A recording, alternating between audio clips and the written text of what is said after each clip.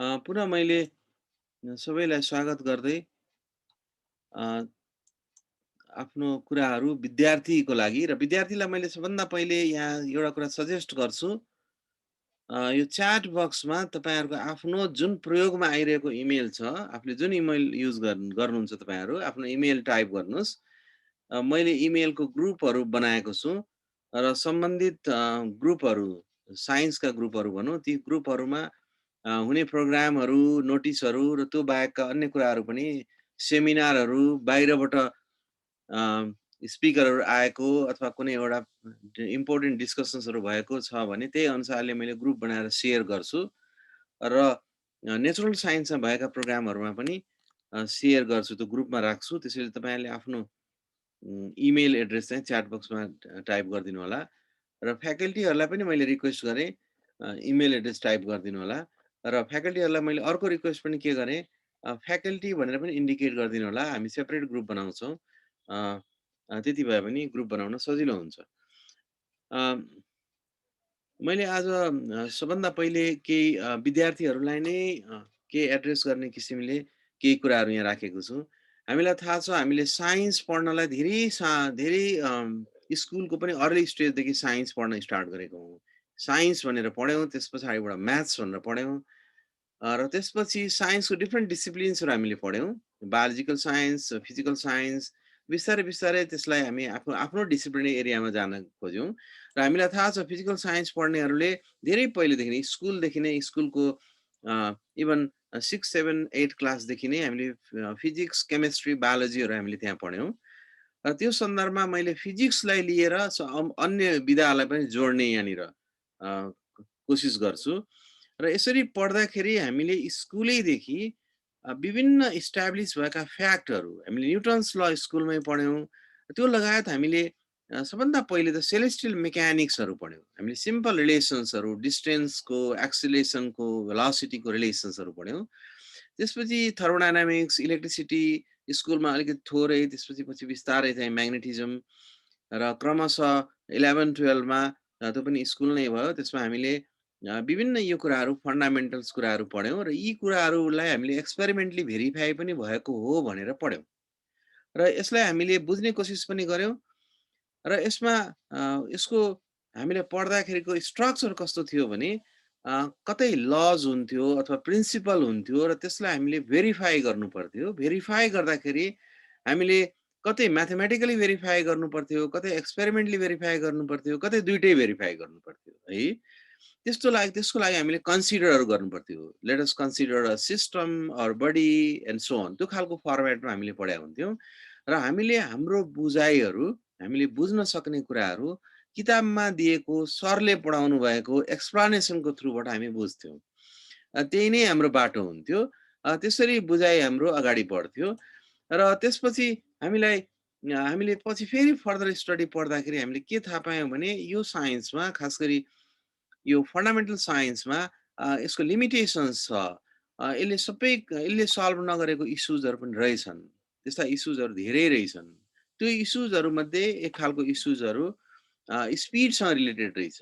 अलिकति कुनै म्याटरको अथवा कुनै इन्टिटीको स्पिड हाई भइदियो भने, स्पिड चाहिँ एकदमै लाइटको स्पिडको अर्डरमा एक्सट्रिमली हाई भइदियो भने हाम्रो यो जुन कुरा हामीले अगाडि पढिरहेका थियौँ त्यो कुराहरू भ्यालिड हुँदो रहेनछ, त्यसलाई मोडिफाई गर्नुपर्ने रहेछ भनेर हामीले बुझ्यौँ र हामी प्रोबाब्ली 11-12मा, त्यसपछि ब्याचलर लेभलमा हामीले रिलेटिभिस्टिक मेकानिक्स पढ्यौँ।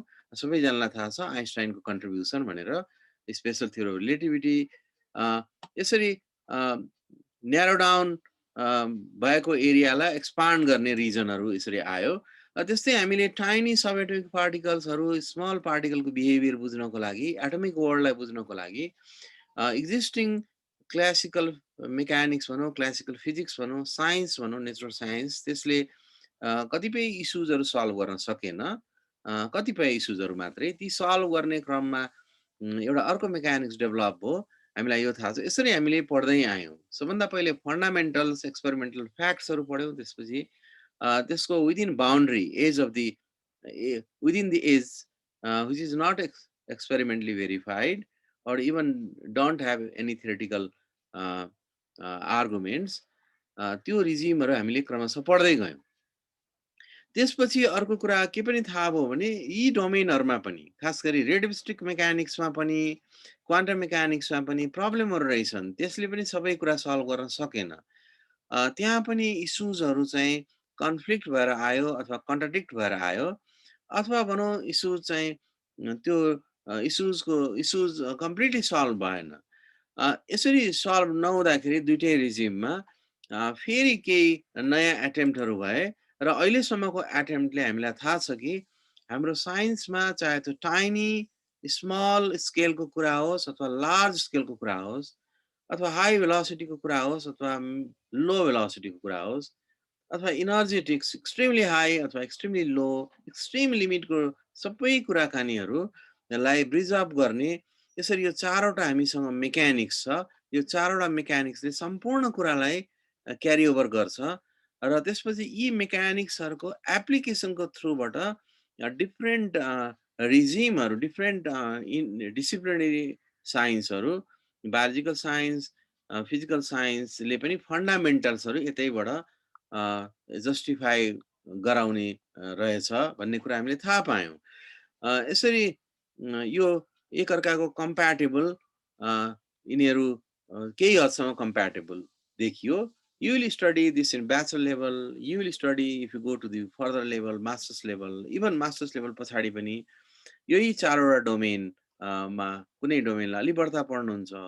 तपाईँहरूले अहिले हामीले अलि धेरै पढेको चाहिँ क्लासिकल डोमेन नै हो। क्लासिकल डोमेन हामीले ब्याचलर लेभलमा कम्प्लिटली क्लासिकल पढ्छौँ एक्सेप्ट 10 or 15% थोरै केही क्वान्टम मेकानिक्स पढ्छौँ।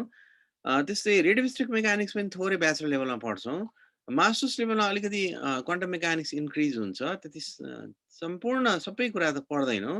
रेडियोस्टिक मेकानिक्स पनि केही हदसम्म इन्क्रिज हुन्छ, खास गरी इलेक्ट्रोडाइनामिक्सको पेपरमा उसमा र थोरै हामी इन्ट्रोडक्सन भनेर मात्रै फिल्ड थ्योरी पढ्छौँ।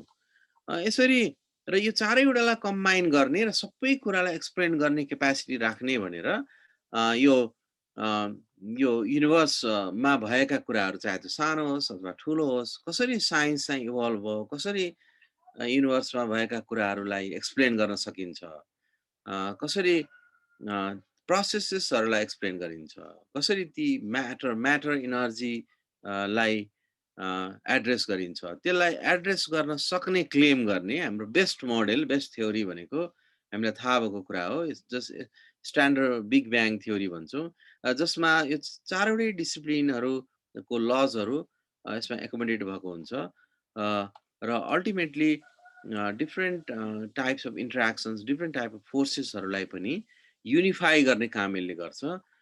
त्यसरी हामीले यसको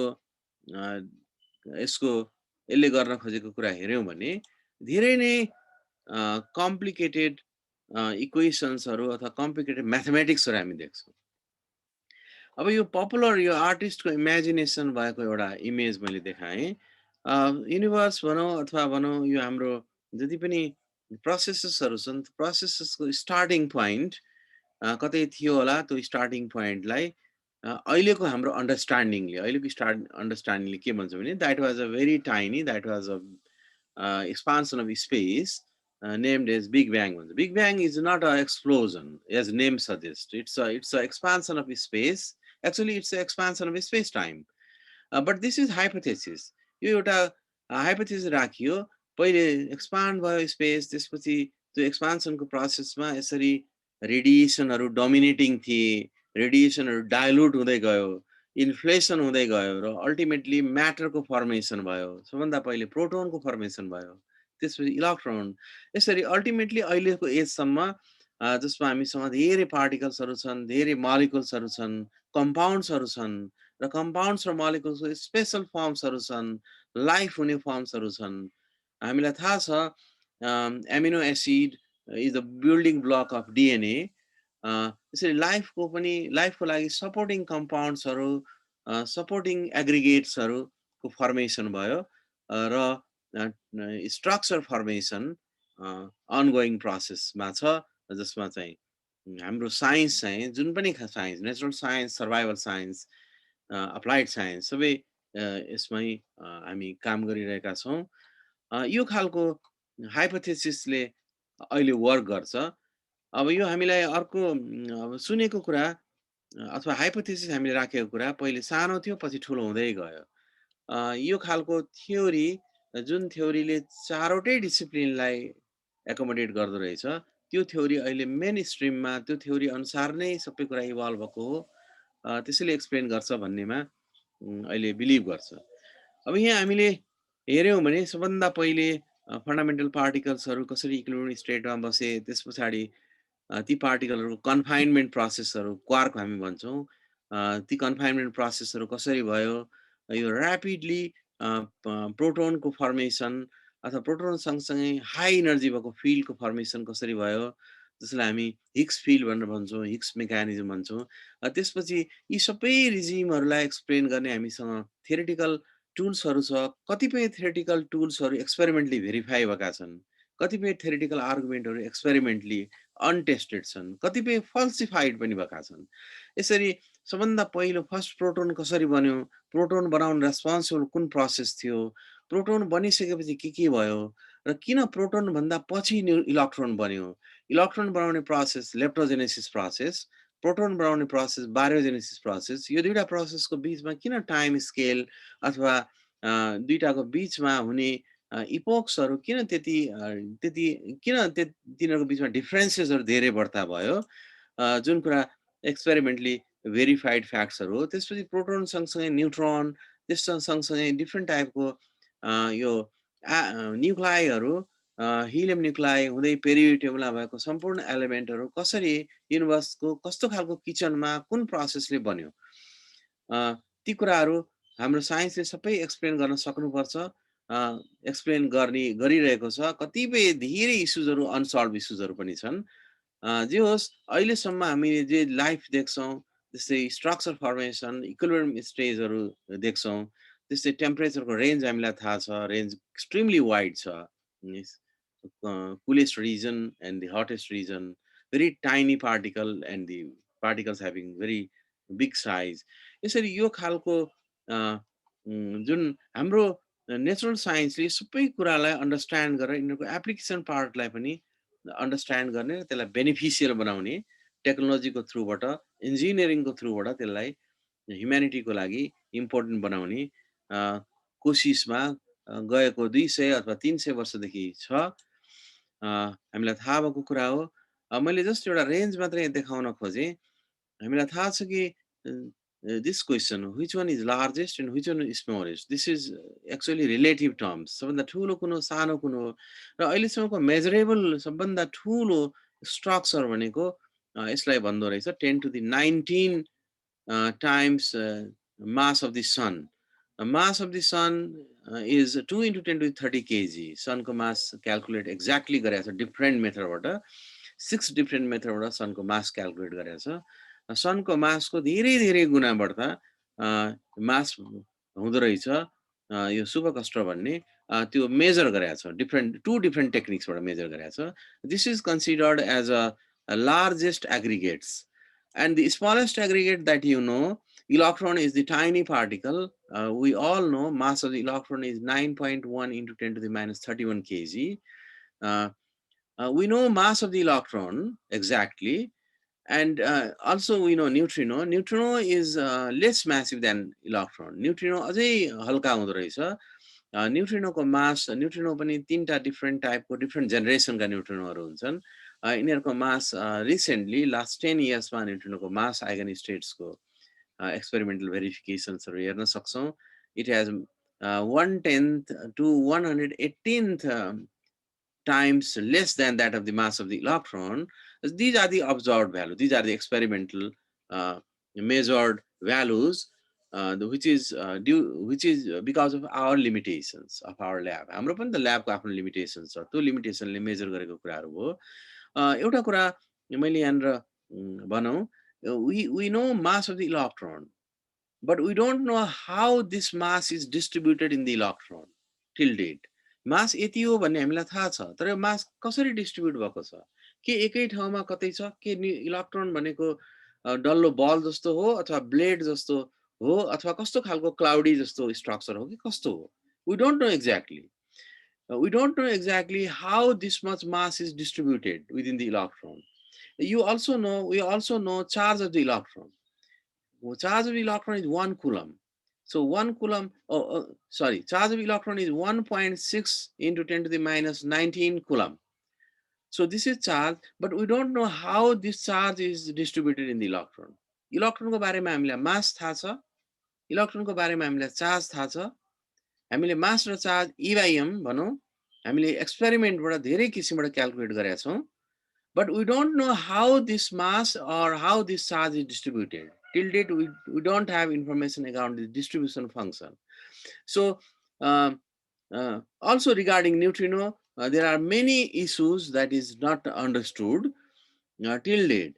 Similarly, the largest, in terms of size, the largest size is 10 to the 26 kilometer. This is the largest size that we have measured. If you go to the smallest size, theoretically, you will study it. Probably तपाईले सुनेको हुनुपर्छ, म यो कसरी आयो भनेर अहिले त्यतातिर जादिन. Planck's length is the shortest length. So it comes from the fundamental constants. You know, we have several fundamental constants. Planck constant is fundamental constant. Gravitational constant is fundamental constant. G, capital G भनेर हामीले स्कुलदेखि लेखेका छौं. त्यस्तै हामीलाई लाइटको velocity, त्यस्तै electronic charge, यिनीहरू फन्डामेन्टल कन्स्ट्यान्ट हुन्. यिनीहरू जति पहिले थिए अहिले पनि त्यति नै छन्, त्यसको भ्यालु त्यति नै छ, पछि पनि त्यति नै रहन्छ. यी फन्डामेन्टल कन्स्ट्यान्टहरूको हामीले डिफरेन्ट प्रोपोर्सनहरू बनायो भने त्यसले फन्डामेन्टल प्यारामिटर्सहरू दिन्छ. So this Planck length is the shortest length that we should measure in the laboratory.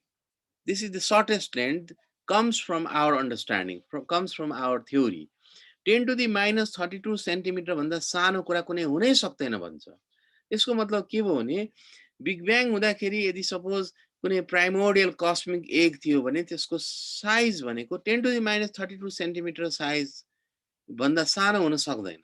Because our physics, our understanding starts from this size. This is the smallest one. So for your information, you also know many recent papers. For your information, till last year, we have measured, we are able to measure 10 to the minus 23 centimeter length in our laboratory in the earth. 2019 मा सबभन्दा सानो length, सानो साइजको track, fundamental particles, high energy पार्टिकल्सले travel गरेको track जसको length 10 to the minus 23 centimetre थियो, त्यो मेजर गरिएको छ. That is the smallest one. So this is the much smaller than that we have achieved till this date. So this is our extreme limit. So this should be achieved by some means. यतिसम्मको सानो हामीले major गर्न सक्नुपर्छ. This is just for comparison. You know, the diameter of a small object visible to naked eye. हाम्रो आँखाले हेर्न सकिने, आँखाले सानो भए पनि एउटा पल्स आँखाले फिल गर्न सक्ने सानो लेन्थ भनेको नर्मल आईले 20 micron हो, 20 micrometer. Similarly, the diameter of bacteria is different from virus. You know this. So diameter of bacteria is of the order of 5 micron. This means we can't see it. This is our limit, 20 micron. Up to 20 micron, we can have a pulse. We can have a smaller, very small response to our retina. So these are the limits of our sensation. हाम्रो sensation को पनि limit छ. हाम्रो understanding को पनि, हाम्रो brain को पनि limit होला है. Interestingly, I have read it from these two references. Total length of human nerve cell is very long. Is of the order of the diameter of Earth. Earth ko diameter 10 to the 6 kilometer ko order ma cha. So total length of human nerve cell भनेको हाम्रो मेरो आफ्नै nerve cell लाई सबैलाई जोड्यो भने लामो बनायो भने यति लामो हुँदो रहेछ. So total length of DNA is also up to 6 meter, probably 6 meter. Total length of DNA, which is in human DNA is total length. Okay. So this is just the largest and smallest that we know from our theories, or we have verified through our experiments, through our limitations. यसरी थाहा भएको factor हो. अघि मैले त्यो standard big bang model भनेर देखाएँ, जसले सबैलाई एक्सप्लेन गर्छ भनेर देखाएँ। सबैलाई एक्सप्लेन गर्ने खालको इक्वेसन कस्तो होला भनेर यो मैले हाइपोथेटिकल एउटा रियल एक्सप्रेसन नै मैले देखाएँ। यहाँनिर यल भनेर लेखेको छ। यो यल भनेको this means Lagrangian of standard model is given by this expression. यो एक्सप्रेसनले क्लेम के गरिन्छ भने यसले फिजिक्सको सबै कुराहरूलाई अथवा साइन्सको सबै कुराहरूलाई सबै टर्महरूलाई यसले एड्रेस गर्छ except gravity. This is GUT Lagrangian which is called standard model Lagrangian. मैले इम्प्रेसनको लागि मात्रै देखाएँ। यहाँनिर अब तपाईँहरूले पढ्नुभएको न्युटोनियन मेकानिक्स पनि यहाँ कुनै टर्मले एक्सप्लेन गर्छ। हामी यसबाट न्युटन्स लमा पनि जान सक्छौँ, हामी यसबाट गस थ्योरममा जान सक्छौँ, हामी यसबाट E=mc स्क्वायरमा जान सक्छौँ, लो इनर्जी हाई इनर्जी डिफ्रेन्ट लिमिटमा जान सक्छौँ। So this is the combinations of all processes that we understand till now according to standard Big Bang theory. मैले यसलाई अलिकति सजिलो इक्वेसनमा देखाउने यहाँ खोजेँ।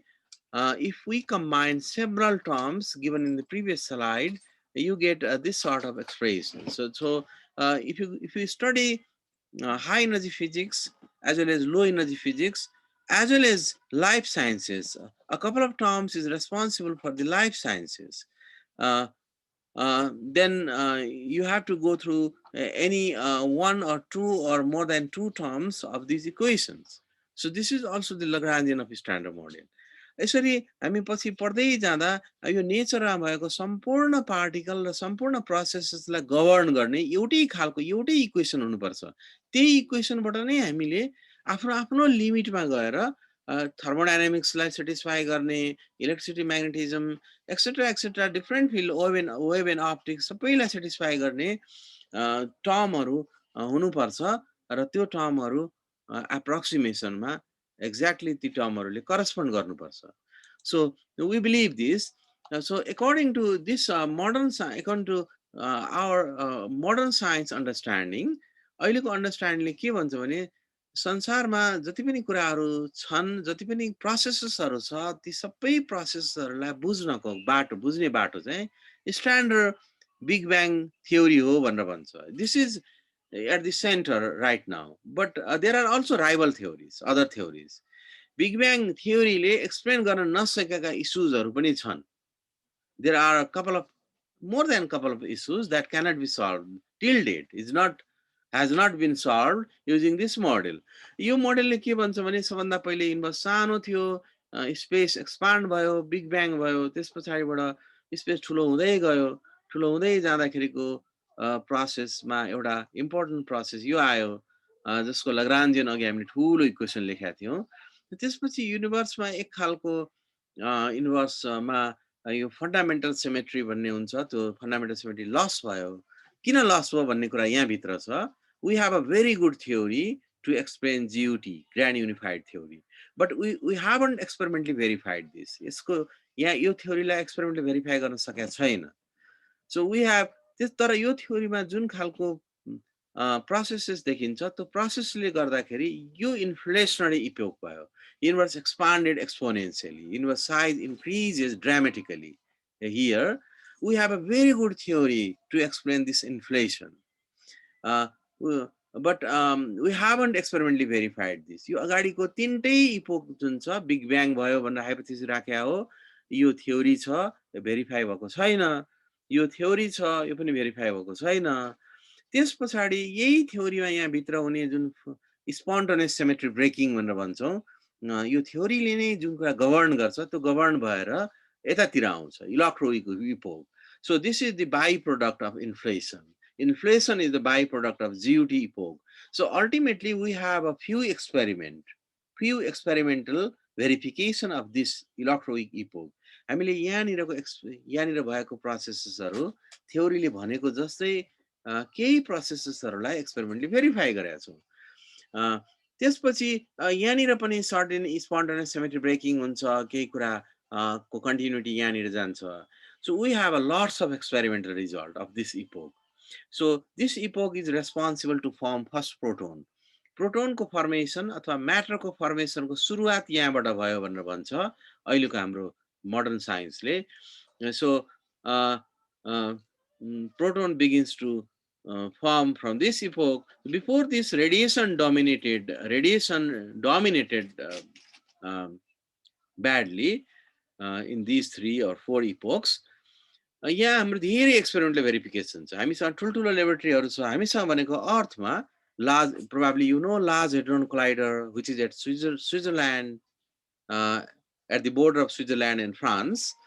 And probably you also know Fermilab, which is in United States of America. So we have Tevatron there, right? TeV को अर्डरमा energy really energy create गर्ने र कोलिजनहरू गर्ने साइक्लोट्रोन, ठुलो साइक्लोट्रोन यहाँ छ. ती साइक्लोट्रोनहरूमा, ती टेवाट्रोनहरूमा र लिनियर एक्सिलेटर, ठुल्ठुलो लिनियर एक्सिलेटरहरूमा एक्सपेरिमेन्ट डेली अहिले पनि हरेक दिन हन्ड्रेड्स एक्सपेरिमेन्ट हुन्छ. त्यो एक्सपेरिमेन्टको प्लान चाहिँ थ्योरीबाट नै प्लान गरिन्छ. एक्सपेरिमेन्टको सक्सेस चाहिँ भेरी हाई छ. Also, this epoch is very, very successful. We have a lots of thousand experimental verification of this hadron epoch. यो इपोकले चाहिँ यो लार्जर एलिमेन्टहरू कसरी बन्यो, हेभियर एलिमेन्टहरू कसरी बन्यो, न्युक्लियोसिन्थेसिस कसरी भयो है, हिलियम न्युक्लाई, इभन हेभियर न्युक्लाईको फर्मेसनको लागि यसले प्रोसेसेसहरू, थ्योरेटिकल प्रोसेसहरू प्रिडिक्ट गर्छ र ती कुराहरू भेरिफाई भएका छन् धेरै. So this epoch is responsible for the formation of electron. So this is for proton, this is for electron. Electron र proton form भइसकेपछि बल्ल neutral atom को formation हुन्छ. So at the end of lepton epoch, neutral atom is supposed to be formed. We have a very beautiful theory regarding the formation of neutral atom. And then we know we have a very successful history of this epoch. From the very beginning, from Newton to till date, we have many successful theories that you have studied during your school, during your 11, 12 and bachelor. So this is usually called high energy physics, or it is called say the physics of subatomic or atomic particles, and this is called electrodynamics, or say the wave theory. And this epoch is extremely important because this is dark epoch. All things responsible for the life is created from this epoch. Not only the life, and also the matter which is not visible through the electromagnetic radiation. We say it dark matter, or we even say it in a little bit different way, that is dark energy. So those things are formed here, and also the life means the building block of life. I should say sugar, amino acid. These are the building block of life. These are formed during dark epoch. Ultimately, somehow DNA should be formed, and somehow stars should be formed, and universe begins to shine. यो पिरियडमा universe completely dark थियो. त्यसपछि अहिलेको अवस्था हामीलाई थाहा छ. We have lots of things surrounding us, from tiny particles to very big particles, from life to say different types of lives, I should say. And with the help of this theory, we can also predict what will happen in the future, and we can also predict what will be our ultimate future according to the theory. Okay, so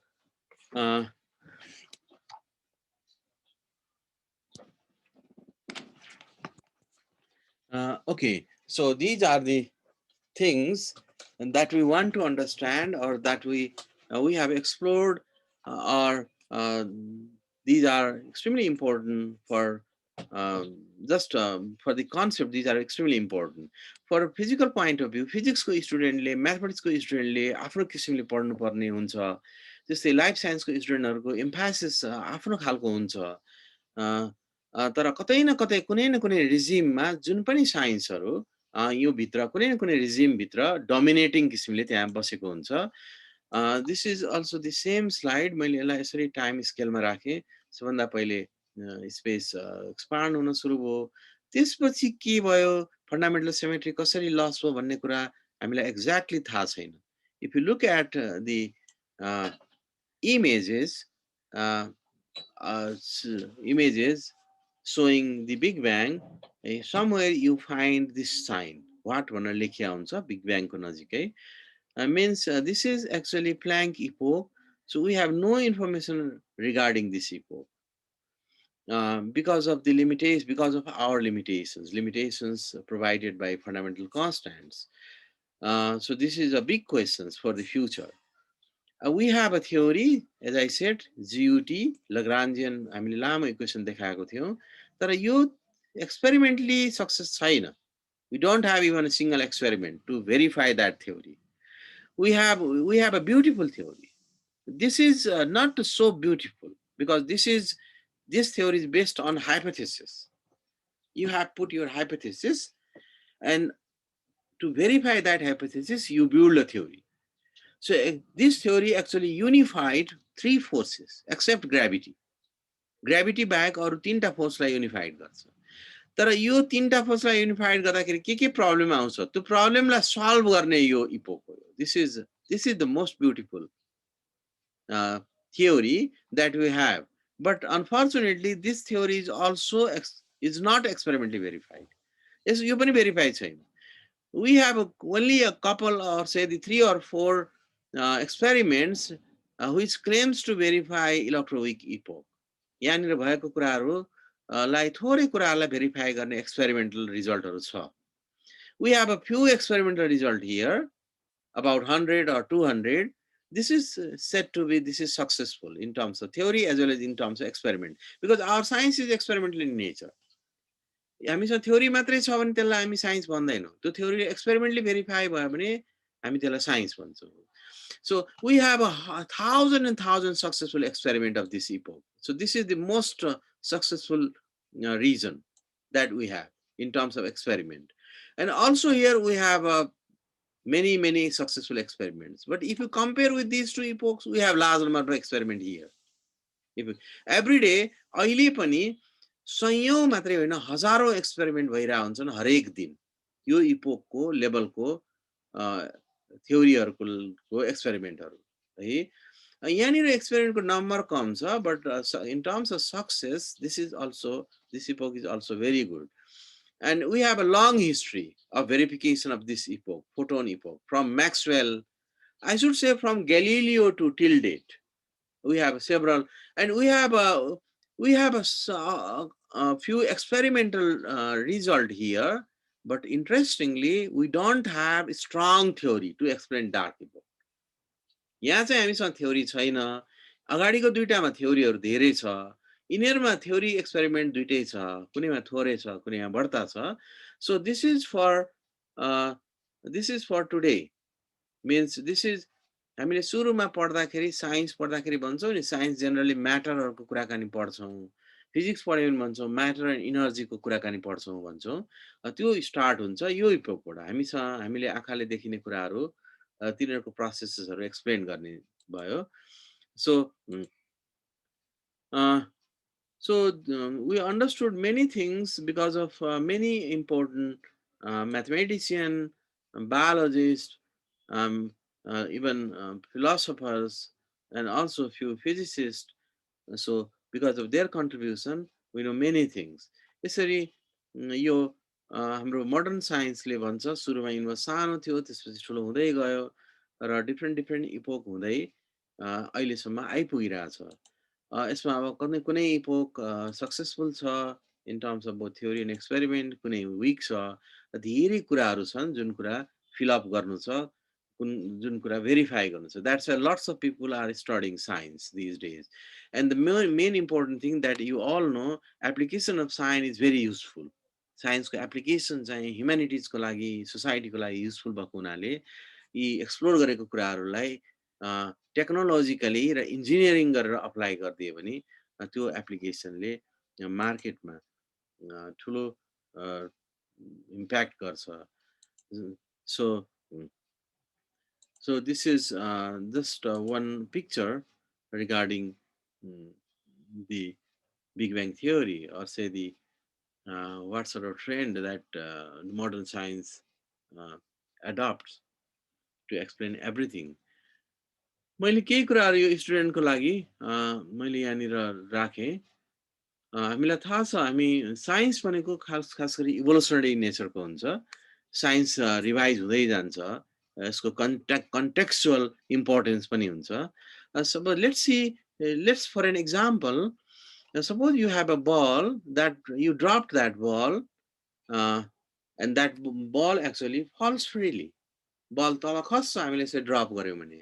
अब यसरी suppose कुनै एउटा कुरालाई drop गऱ्यौँ त्यो तल खसिरहेको छ भने त्यो खसिरहेको जुन उसको मोसन छ नि, त्यसको पाथ छ नि, अथवा त्यो प्रोसेस छ नि, त्यो प्रोसेस के हो, कस्तो खालको प्रोसेस हो भनेर यो तीनटा एजलाई रिप्रेजेन्ट गर्नेहरूले एरिस्टोटलले यसलाई के भन्नुभयो, एरिस्टोटलले भन्नु that's a natural motion, that's God gifted motion, that's natural. But Newton said, or say the classical science or science said, no, that's not natural motion, that's forced motion, that because of gravity. So Newton modified that concept. He said, no, that's not a forced motion. That's a forced motion because of gravity. That's not natural. र modern साइन्सले के भन्छ भने probably newton चाहिँ correct हुनुहुन्थेन, Aristotle correct हुनुहुन्थ्यो भन्छ modern साइन्सले. So there is a limitations of Newtonian science that you all know. What modern science tell about the motion of this particle, probably Aristotle was right according to Einstein. So motion of this particle is simply natural motion, but in a space-time curve, with no force. यसरी पहिले natural बनियो, त्यसपछि होइन बनियो, त्यसपछि होइन फेरि नेचुरलै हो बनियो, कन्डिसन्सहरू राखियो. यसरी हाम्रो अन्डरस्ट्यान्डिङ बढ्दै गएको देखिन्छ र यो अन्डरस्ट्यान्डिङलाई ब्रिज अप गर्नको लागि धेरै खालका इम्पोर्टेन्ट डिस्कभरिजहरू भए, इम्पोर्टेन्ट फर्मुलेसनहरू भए, यसको एक्सपेरिमेन्टल रिजल्ट र एप्लिकेसन्सहरू युज हुँदै गयो. You all know Newton's second law, you all know Newton's second law of thermodynamics. You see, both second law is extremely important. So second law of thermodynamics gives the concept of entropy. So entropy is very important parameter for both non-living science and life science, living science. Entropy measures the randomness of the system, randomness of thermodynamic system. I should say system only. So this equation is scalar equation. You have an energy is scalar quantity. यहाँ चाहिँ scalar फर्ममा छ यो second ल. यो चाहिँ vector equation हो. Force is a vector, acceleration is a vector, and the difference between scalar and vector that you know. So if you have a vector quantity, if you transform your coordinate system, then vector quantities varies. Vector quantities are variant under coordinate transformation, but scalar quantity do not vary if you transform coordinates. So this means it's relatively easy to handle this equation. If you have a many body system, then you can handle using this equation. But using this equation, it's very difficult. If you have a say the system of masses, this equation is itself a second order differential equations. To find the solution, you need to integrate twice. If you integrate twice, this means you will have two sets of constants of integration. So you need to find out those constants. So to find out those constants, you need boundary conditions. So to handle Newton's second law हामीलाई एकदम सजिलो जस्तो लाग्छ. There are many particle system को लागि यो इक्वेसनलाई handle गर्नको लागि different type of approximation चाहिन्छ. Oh, so what Lagrange did is, probably some of you know Lagrange, also the Hamilton, because probably BSc third year ma, probably third year or second year ma हामीले Lagrange अलिकति पढ्छौँ. I don't know Hamilton, probably not in second year. So you know what Lagrange did. Lagrange ले के गर्नु हो भने यो equation गाह्रो इक्वेसन भयो, भेक्टर इक्वेसन भएको हुनाले यसले सिंगल पार्टिकललाई त एक्सप्लेन गर्छ, मेनी पार्टिकललाई सक्दैन. यही इक्वेसनलाई भेक्टरलाई Lagrange फर्ममा बनाउनको लागि भनेको स्केलर फर्ममा बनाउनको लागि उहाँले attempt गर्नुभएको. Lagrange equation of motion is nothing. That's Newton's second law, but in scalar form. यसरी हाम्रो साइन्स चाहिँ यसरी मोडिफाई हुँदै आयो है. अन्डरस्ट्यान्डिङ पनि जनरल कन्सेप्ट पनि मोडिफाई हुँदै आयो. So you know Hamiltonian is total energy. Hamiltonian is Kennedy plus potential, but not all the time. Hamiltonian is total energy only if two conditions are satisfied. The first condition is Hamiltonian should not contain time. Time सँगसँगै Hamiltonian change हुनु हुँदैन र coordinate ट्रान्सफर्मेसनमा पनि time involve हुनु हुँदैन. यो भइदियो भने Hamiltonian total energy हुँदैन. Hamiltonian is constants of motion in each cases, but Hamiltonian is total energy only if those two conditions are satisfied. त्यस्तै हामीलाई थाहा छ, we have a beautiful equations, Maxwell equations, 4 different equations, and Maxwell unified 4 equations in the form of wave equation. That's a great discovery of James Clerk Maxwell. So, and you also know dynamical variable. In classical physics or in, say, the mechanics, you say variable as dynamical variable. But in quantum mechanics, if you try to deal with tiny particles, you say that dynamical variable is not a dynamic, that a conjugal variable. So here Q and P are conjugal variable, they are conjugates. They are canonically conjugates, but here these two variables are dynamical variables. According to Newtonian physics, dynamical variables commute with each other. So this equals to 0. But in quantum mechanics, or say for tiny subatomic particles or atomic particles, those variables are not cannot remain dynamical. Those variables are conjugal or canonically conjugate variables, and the important thing is they do not commute. The difference between these two is because of the uncertainty principle proposed by Heisenberg. So we know this. अब यो कुरालाई हामीले राम्रोसँग बुझ्न सक्यौं भने, हामीलाई एकदमै हामीले कन्सेप्ट बनाएर बुझ्न सक्यौं भने, you will be thrilled, you will enjoy. You don't need to upload several equations in your brain. So you know Planck's law. So यसरी इभल्भ हुँदै आयो, नयाँ नयाँ कुराहरू आउँदै गयो, अन्डरस्ट्यान्डिङहरू बढ्दै गयो है, र प्रोसेसेसहरूलाई हेर्ने नजरिया पनि चेन्ज हुँदै आयो.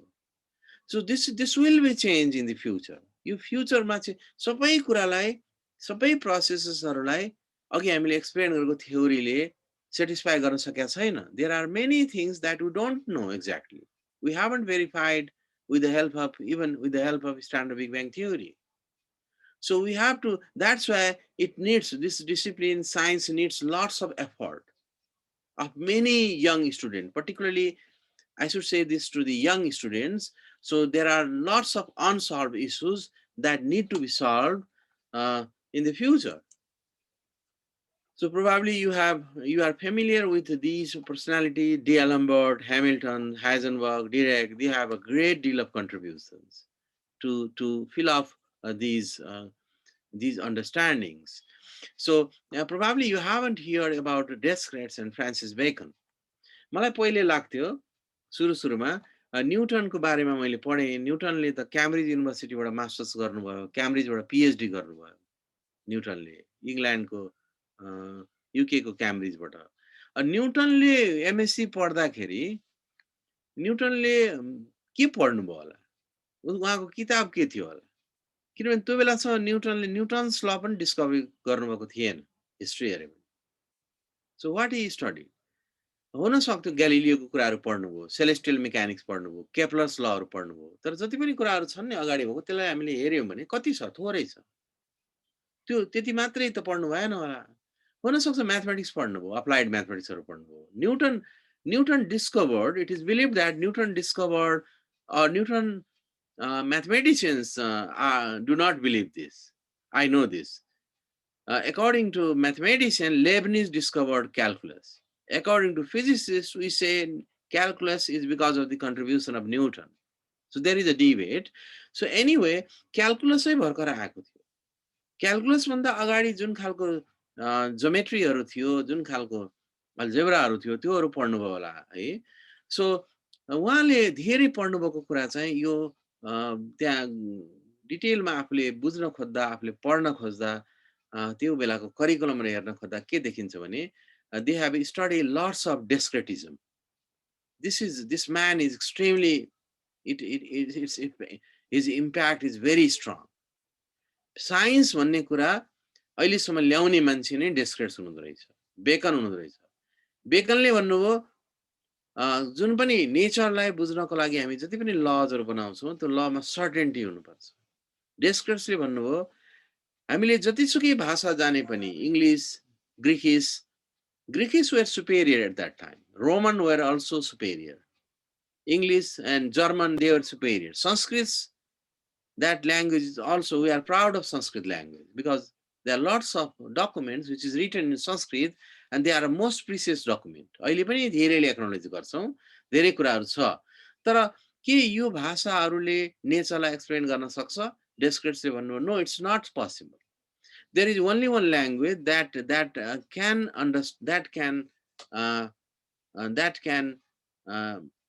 through that language nature's processes, nature's behavior can be written.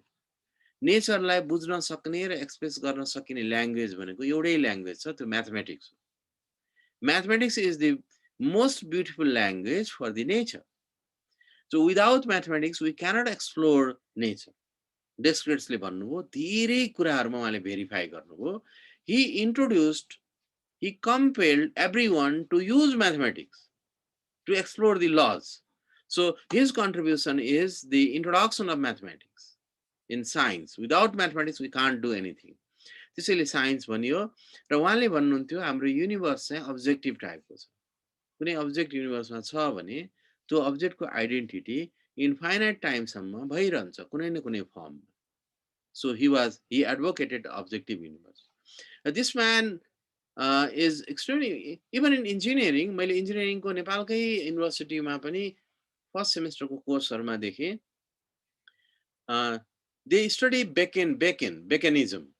बेकनले के भन्नु भने यो म्याथमेटिक्सले अथवा नेचरको बारेमा कुनै कुरा लेखिएको छ, कुनै ल बनेको छ भने त्यसलाई एक्सपेरिमेन्टली भेरिफाई हुनुपर्छ. उहाँले के भन्नुहुन्थ्यो भने नेचरलाई हामीले यसरी हेरिरहेर अब्जर्भ गरेर नेचरलाई बुझ्दैनौं. नेचर जे देखिन्छ नि त्यो छैन. त्यो नेचरले आफ्नो चरित्रलाई पुरै देखाउँदैन, आफ्नो चरित्रलाई लुकाएर राख्छ. हामीले नेचरको त्यो बिहेभियरलाई बुझ्नको लागि हामीले नेचरमाथि प्रयोग गर्नुपर्छ. सेट्स अफ अपरेशन्सहरु गर्नुपर्छ. त्यो हामीले कहाँ गर्छौं भन्दा हाम्रो टेबलमा गर्छौं. हाम्रो अन्डरस्ट्यान्डिङ हामीले बुझ्न सक्ने भाँडोमा ल्याएर गर्छौं. So he named is that's a experiment. हामीले एक्सपेरिमेन्ट गर्नुपर्छ. त्यो नेचरलाई ल्याएर नेचरलाई हामीले ठूलो ह्यामरले ठटाउनु पर्छ. र प्रोसेसरहरु त्यस्ता ह्यामरहरु हानेर प्रोसेसहरु गरेर नेचरले नदेखाएको कुरा बुझ्नु पर्छ. So this man he introduced and what he said is हामीले नेचरलाई त्यसरी ल्याएर एक्सपेरिमेन्ट गर्नको लागि हामीले हाम्रो ह्युम्यानिटीजलाई बेनिफिट हुने कुरालाई मात्रै गर्नुपर्छ. नेचरलाई डिस्ट्रय गर्नु हुँदैन. And that is called technology. He coined this name. So still he is considered as a father of technology. अहिले पनि इन्जिनियरिङको स्टुडेन्टहरुले बेकेनिजमको कुराहरु, इन्डक्टिभ कुराहरु, कन्डक्टिभ कुराहरु पढ्छ. अप्रोचेसहरु पढ्छन्. So these two man, न्युटनले के गर्नु भने उहाँहरु दुईटैलाई गहिरो पढ्नु भएको थियो र न्युटनले जस्ट कम्बाइन गर्नुभयो दुईटैलाई. डेस्क्रेट्स प्लस बेकेन इक्वल्स टु न्युटन भनेर भनिन्छ. If you go to the Google, if you try to find what sort of contribution they made and what is their relationship with Newton, you get very interesting. So Newton just combined Descartism and Bekenism. Newton को फर्मुलामा mathematics थियो, newton को formula experimentally verify गरिन्थ्यो. पहिलो पटक त्यो कुरा strictly गरिएको थियो. So but what you can see is तपाईले पढेको फिजिक्समा अथवा हामीले पढेको अर्ली स्टेजको स्कुल लेभलको +2 सम्मको फिजिक्समा, साइन्समा भनौं एज ए होल, कि त त्यहाँ म्याटरहरुलाई डिस्कस गरिन्छ. म्याटर कहिले सानोलाई डिस्कस गरिन्छ, कहिले ठूलोलाई गरिन्छ. मोलिक्युल अथवा लार्जर मोलिक्युल, एरोमेटिक हाइड्रोकार्बन्सहरुलाई पनि गरिन्छ, कम्पाउन्डहरुलाई गरिन्छ होला. कहिले रेडिएसनहरुलाई गरिन्छ, इनर्जीहरुलाई गरिन्छ, है. So there are basically two stream in tiny form or in bulky form, matter stream and radiation stream. तर इन्ट्रेस्टिङ कुरा के न्युटन पछाडीको फिजिसिस्टहरुले, साइन्टिस्टहरुले के पाउनु भने यो दुईटै स्ट्रिम को फन्डामेन्टल ल चाहिँ डिफरेन्ट छ. they are not compatible. So matter always chooses that path for which the action is minimum. म्याटरले पदार्थले त्यो बाटो जान खोज्छ जुन बाटो सजिलो हुन्छ, सजिलो बाटो जान खोज्छ। तर रेडिएसनले त्यस्तो गर्दो रहेनछ। Radiation always chooses that path for which the transient time is minimum. म्याटरले सजिलो बाटो जान खोज्ने, रेडिएसनले छिटो बाटो जान खोज्ने। भनेको जुन बाटोमा बाटोको अवधि थोरै लाग्छ, ट्रान्जिएन्ट टाइम मिनिमम हुन्छ, त्यो बाटो जान खोज्छ। रेडिएसनले सजिलो बाटो जान्छ, सजिलो बाटोको लागि उसले सजिलोसँग जानको लागि लामो बाटो भए पनि उसले लामो बाटोबाट जान्छ। तर लाइटले, रेडिएसनले चाहिँ एकदमै गाह्रो बाटो छ भने पनि छिटो पुगिन्छ भने त्यतैबाट जान्छ। So these are the principle of least action for matter and radiation. So these are not compatible. यो compatible छैन। यसैलाई compatible बनाउनको लागि किन compatible छ? यसैलाई compatible बनाउनको लागि different attemptहरु भयो र हाम्रो classical science चाहिँ sufficient भएन। त्यसपछि अघि हामीले अगाडिको स्लाइडमा जोडेको कुराहरु relativistic mechanics चाहियो, quantum mechanics चाहियो, त्यति पनि पुगेन। कतिपय इश्यूजहरु, फन्डामेन्टल इश्यूजहरु पनि सल्भ भएन। त्यसपछि फेरि एउटा क्वान्टम फिल्ड थ्योरी ल्याएर त्यहाँनिर जोडियो र अहिलेसम्म यो चारवटाले सबै कुरा एक्सप्लेन गर्छ भनेर चारैवटालाई समेट्ने एउटा स्ट्यान्डर्ड बिग ब्याङ थ्योरी छ। त्यो थ्योरीमा त्यसलाई उनेर राखियो, माला उने जस्तो। Okay, so big question is why this difference? So lots of people, lots of scientists, Nobel laureates, they worked on this difference. So you know, you have studied de Broglie's concept, physics ma, chemistry ma हामी यो पढ्छौं।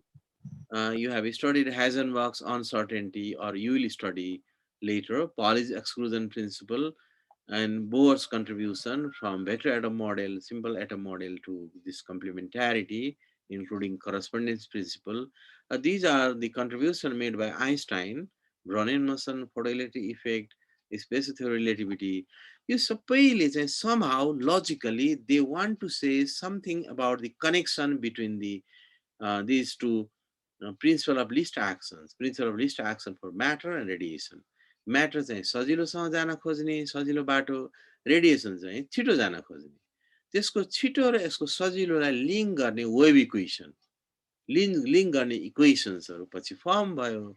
So we know this, that equation is called say Heisenberg's equation, or initially it was named as Schrödinger wave equation and then Heisenberg equation, and now we say it is a Dirac equation or so on. For कस्तो खालको problem हो, त्यो प्रब्लमलाई solve गर्नको लागि यो दुईटा इनकम्प्याटिबललाई compatible बनाउने खालको इक्वेसन हामी युज गर्छौं। So that's extremely important. अब यो कुरा हामी अहिले फन्डामेन्टल कुराहरु मात्रै हामीले डिस्कस गरे हुनाले, ल्याङ्ग्वेज मात्रै गरे हुनाले हामीलाई त सजिलै भइराछ अहिलेसम्म बुझ्नलाई। तर के साच्चै पढ्न खोज्दा सजिलो छ? कन्सेप्ट बनाउन सजिलो छैन। किनभने त्यसैले हामीले धेरै एफर्टहरु घोक्नमा खर्च गर्छौं। त कसरी सोच्ने, कसरी यी कुराहरुलाई कन्सेप्ट बनाउने, त्यो कन्सेप्ट बनाउने डिफरेन्ट बाटोहरु छन् है। हामीले ती इक्वेसन्सहरु लेख्छौं, त्यो इक्वेसन्सबाट कसरी त्यहाँबाट चित्र देख्ने, त्यहाँ पिक्चर बनाउने, के त्यस्ता पिक्चरहरु सडनली चाहिँ नि हाम्रो यो दिमागमा झिलिक्क गरेर आउने हुन् कि, है, flash of insight, sudden flash of insight गरेर आउने हुन् कि, ती हामीले सिस्टमेटिकली एक्सप्लोर गर्ने हो कि, अथवा भनौं ती कुराहरु हामीले कुनै एउटा आफैले कुनै स्पेकुलेसन, अनफेटर्ड स्पेकुलेसन राख्ने हो कि, अथवा हामीले सिस्टमेटिक एक्सप्लोर गरेर हाम्रो आफ्नै उडान भर्ने हो कि, ती कुरा बुझ्नलाई, अथवा हामीले म्याथमेटिकली थिंक गर्ने हो कि, अथवा होइन कि। त्यस्तै यो दुईटा पनि इम्पोर्टेन्ट थिंकिङ हुन्छन्, अल्जेब्रिक टाइपको थिंकिङ, ज्योमेट्रिक टाइपको थिंकिङ। हामीले थिंकिङ त गर्नु पर्यो। सडन फ्ल्याश अफ इनसाइट आउने त कसैलाई आउँछ भनेको मिलियन्स मध्ये कुनै एउटालाई सडन फ्ल्याश अफ इनसाइट आउला। This is not for the general public or general student. So what are the ways through which we understand this physics? हामीलाई अहिले थाहा भइसकेको छ त्यो बाटो भनेको कुरा बाटो हामीलाई थाहा भइसकेको छ। त्यो बाटोतिर हामीले हाम्रा विद्यार्थीहरूले, फ्याकल्टिजहरूले हामी त्यो बाटोतिर लाग्नुपर्छ। त्यो बाटो भनेको need to visualise mathematics. Because mathematics त हाम्रो नेचरलाई एक्सप्लेन गर्ने सबैभन्दा सुन्दर भाषा हो। त्यो बाहेक अर्को कुनै भाषा नै छैन जुन भाषाले नेचरलाई अथवा साइन्सलाई लेख्न सकोस्। त्यसैले त्यो सुन्दरतम भाषाले त्यो भाषालाई त हामीले आत्मसात गर्नु पर्यो, बुझ्नु पर्यो, भाषालाई हेर्न सक्नु पर्यो। So this is a challenge. जस्तै हामी कुनै एउटा अल्जेब्रिक इक्वेसन लेखौँ न, x square minus 3x minus 3x plus y square suppose. अब त्यो x र y को लागि इक्वेसन लेखेको छ, x square minus 3x plus y square. यो भने के हो त्यो इक्वेसन? त्यो अल्जेब्रिक x र y को बीचको। सपोज y लाई फर्गेट गरौँ, x square plus 3x plus 7 equals to 0। त्यो भने के हो? त्यसले कस्तो खालको पिक्चर दिन्छ? त्यो कुरा हामीले त्यसको ल्याङ्ग्वेज हामीले बुझ्नुपर्छ। त्यसै ज्योमेट्री हामीले धेरै पढाएको छौँ, त्यो ज्योमेट्रीको कुरा थाहा हुनुपर्छ। रिप्रेजेन्टेसनको कुरा, यी सबै कुराहरू छन् नि। एक्स हामी लेख्छौँ, ए लेख्छौँ, बी लेख्छौँ, साइन थीटा, कस थीटा लेख्छौँ। म्याथमेटिक्समा हामी डिफ्रेन्ट चाहिँ रिप्रेजेन्ट गर्ने टर्मिनोलोजीहरू डिफाइन गर्छौँ, रिप्रेजेन्ट गराउँछौँ। ती सबै टर्मिनोलोजीले यिनीहरू सबै रिप्रेजेन्टेसन हो कुनै रियल प्रोसेसको। त्यो के को हो भन्ने कुरा हामीले चित्र बनाएर बुझ्न सक्नुपर्छ है। मैले पटक पटक सेमिनारमा भन्ने गरे हुन्छु, अहिले पनि म त्यो रिपिट गर्छु। यो रिप्रेजेन्टेसन भनेको कुरा म्याथमेटिक्समा जति पनि कुराहरू छन् त्यो वास्तवमा रिप्रेजेन्टेसन थ्योरी हो। जस्तै भनौँ यो स्टार्टिङ पोइन्ट यो रिचर्ड फेनम्यानले भन्नुहुने कुरा नै, फेनम्यानको लेक्चर सिरिजमा भन्नुहुने कुरा नै मैले भन्न खोजेँ। धेरै पहिले रोमन एम्पायरमा धेरै पहिले जुन बेलामा 1 2 3 4 पनि आएको थिएन है, त्यो बेलामा मान्छेहरूले काउन्ट गर्नको लागि ढुङ्गा प्रयोग गर्थे। जस्तै गोठमा धेरै गाई वस्तुहरू छन्, गोठबाट बिहान चराउन लानु पर्यो, एउटा गाई बाहिर निस्क्यो, एउटा ढुङ्गालाई झोलामा हाल्थे, त्यहाँ झुन्डिया झोलामा। अर्को गाई निस्क्यो, अर्को झोलामा हाल्थे। गाई बाहिर निकाल्दैछ गोठबाट, ढुङ्गा चाहिँ झोलाभित्र पस्दैछ। सबै गाई निस्क्यो, ढुङ्गा त्यहाँनिर, सबै ढुङ्गा त्यहाँ भयो। त्यस्तै गाई साँझ चरेर फर्काउँथे, फर्काउँदा एउटा गाई भित्र छिर्यो, गोठभित्र छिर्यो, त्यसपछि त्यहाँ भित्रको एउटा ढुङ्गा बाहिर निकाल्थे, अर्को छिर्यो, अर्को निकाल्थे। यसको मतलब सुरुमा बिहान जाँदाखेरि गाई बाहिर निस्किने र ढुङ्गाभित्र जाने, झोलाभित्र ढुङ्गा पस्ने र गाई गोठ बाहिर निस्केर जङ्गलतिर जाने, त्यो दुइटै एउटै प्रोसेस थियो। गाई बाहिर निस्किने रियल हो, त्यसलाई रिप्रेजेन्ट केले गरेछ? ढुङ्गा झोलाभित्र जानेले रिप्रेजेन्ट गरेछ। That's a representation of the real process. त्यस्तै गाई गोठभित्र आउँछ, गाई गोठभित्र छिर्छ, ढुङ्गा चाहिँ बाहिर निस्किन्छ। सो ढुङ्गा झोलाभित्र जानु र ढुङ्गा बाहिर निस्किनु भनेको रिप्रेजेन्टेसन रहेछ है। त्यस्तै भनौँ पछि मान्छेले थाहा पाउँदै गए यो त झोलामा ढुङ्गा जम्मा गर्न बेकार राख्नु, बरु भित्तामा यसो कोर्ने खालको एउटा माटो अथवा ढुङ्गा ल्याएर कोरे भइगयो। अनि कोर्न थाले, एउटा निस्क्यो एउटा धर्छो, अर्को निस्क्यो अर्को धर्छो, धर्छो तान्न थाले। उताबाट फर्केर आउँदा धर्छोलाई काट्न थाले भने धर्छोले रिप्रेजेन्ट गर्यो। त्यसपछि गाई बाहिर जाने, गाई भित्र निस्किनेलाई धर्छोले रिप्रेजेन्ट गर्यो। त्यस्तै पछि अब 1 2 3 4 अथवा भने 1 2 अङ्कहरूको कुरा थाहा भयो, त्यसपछि एकैचोटि त्यो कुरा आवश्यकै भएन। सपोज 50 वटा गाई निस्क्यो भने 5 र 0 50 लेखिदिए भयो। पछि 50 आयो कि आएन दिमागमा सम्झे पनि भयो, लेखेर राखे पनि भयो। यसरी 50 ले त्यो लेखेकोले रिप्रेजेन्ट गर्यो। सपोज एउटा गोठ छ, अर्को पनि छिमेकीको गोठ छ, अर्को पनि गोठ छ भने कसैको 50 होला, कसैको 22 होला, कसैको 30 होला। 50 22 30 लाई त्यो गाउँको अथवा त्यो ठाउँको कुनै जमिनदारले भनिदियो भने यो गाईहरू x नम्बर अफ गाइज भनिदियो भने त्यो x ले रिप्रेजेन्ट गर्यो। त्यसरी यो x y z a b जति पनि रिप्रेजेन्ट गर्नेहरूमा अल्जेब्रामा हुन्छन् अथवा ज्योमेट्रीमा हुन्छन्, डिफ्रेन्ट फर्मका ट्रिग्नोमेट्रीमा हुन्छन्, यी सबैले कुनै रियल प्रोसेसलाई रिप्रेजेन्ट गर्छ। त्यो हामीले रियल प्रोसेस बुझ्नुपर्छ। हाम्रो केसमा हामीले पढेको, हामीले बुझ्नुपर्ने ठाउँमा रियल प्रोसेस के छ? त्यहाँ गाई बाहिर चर्न गइरहेको जस्तै चित्र त्यहाँ केको छ? So you need to understand, we need to understand the representation. What is the meaning of yaks? यो यक्स के हो? यो चित्र हो, त्यो गाई पस्या जस्तो हो यो, अथवा चर्न गएको आएको हो। त्यस्तै यक्समा हामीले सपोज क्याप राखिदियौँ भने, यसलाई अपरेटर बनाइदियौँ भने, युनिट बनाइदियौँ भने, यो यसको मतलब के हो? You should have a clear picture of this representation. This is for a vector. This is for a, you know this. This is tilde. So probably you know the meaning of this. यो भयो भने यसको मतलब के हो? यसले केलाई represent गर्छ? तल पनि बार हुन्छ। तल बारले के रिप्रेजेन्ट गर्छ? मैले तल राखिदिएँ। ड्यागरले के रिप्रेजेन्ट गर्छ? So first of all, this representation is extremely important. हाम्रो त्यहाँनिर जुन जुन म्याथमेटिक्सको टर्म युज भइरहेको छ, त्यो टर्मले के कुरालाई रिप्रेजेन्ट गरिरहेको छ? त्यसपछि यिनीहरूको रिलेसनहरू होला। अरू पनि रिप्रेजेन्टेसन हुन्छन्, जस्तै sine theta. So you know sin theta, you know cos theta, you are defined in several ways, tan inverse. But what is the meaning of sin theta in your case? हामीले जुन ठाउँमा यो कुरा पढ्दै जान्छौँ, mathematically मात्रै लिनु हुँदैन, यसलाई फिजिकली यसले रिप्रेजेन्ट गर्ने कुरा पनि हामीले बुझ्न कोसिस गर्नुपर्छ. It's not difficult. You need to concentrate on this. You need to exercise your brain. What is the meaning of e theta, e to the power theta? There is a big difference between e theta and e to the power minus e theta. Sorry, e to the power I theta. I is imaginary of complex number. So you know complex number.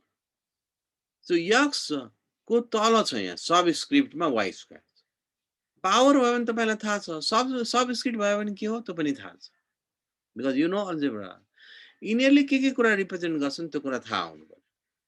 हो? So this is extremely important. And the most important thing is your formula. What is the physical sense of this formula? मलाई म PhD गर्न जाँदा PhD गर्दाखेरि म युरोपमा थिएँ. यसको मलाई मिनिङै थाहा छैन भन्ने फिल भयो. है? यो A र B मा सपोज A र B के हो? यो नम्बर मात्रै हो भने के हुन्छ? That you all know. Suppose यो दुईटा अपरेटर भयो भने यो के हुन्छ? यो दुईटा फंक्सन भयो भने के हुन्छ? फंक्सनले स्ट्रक्चरलाई प्रिजर्भ गर्छ. फंक्सन नभएर आइसोमेट्रिक टाइपको कुरा भइदियो भने यो के हुन्छ? Structure preserving parameter is function. Structure destroying parameter is not a function. Structure destroying parameter भइदियो भने के हुन्छ? यो A र B ले केलाई रिप्रेजेन्ट गरेको छ त्यो अनुसारले यतातिर रिलेसन आउँछ. I was surprised when my colleague said A plus B whole square equals to A square plus B square.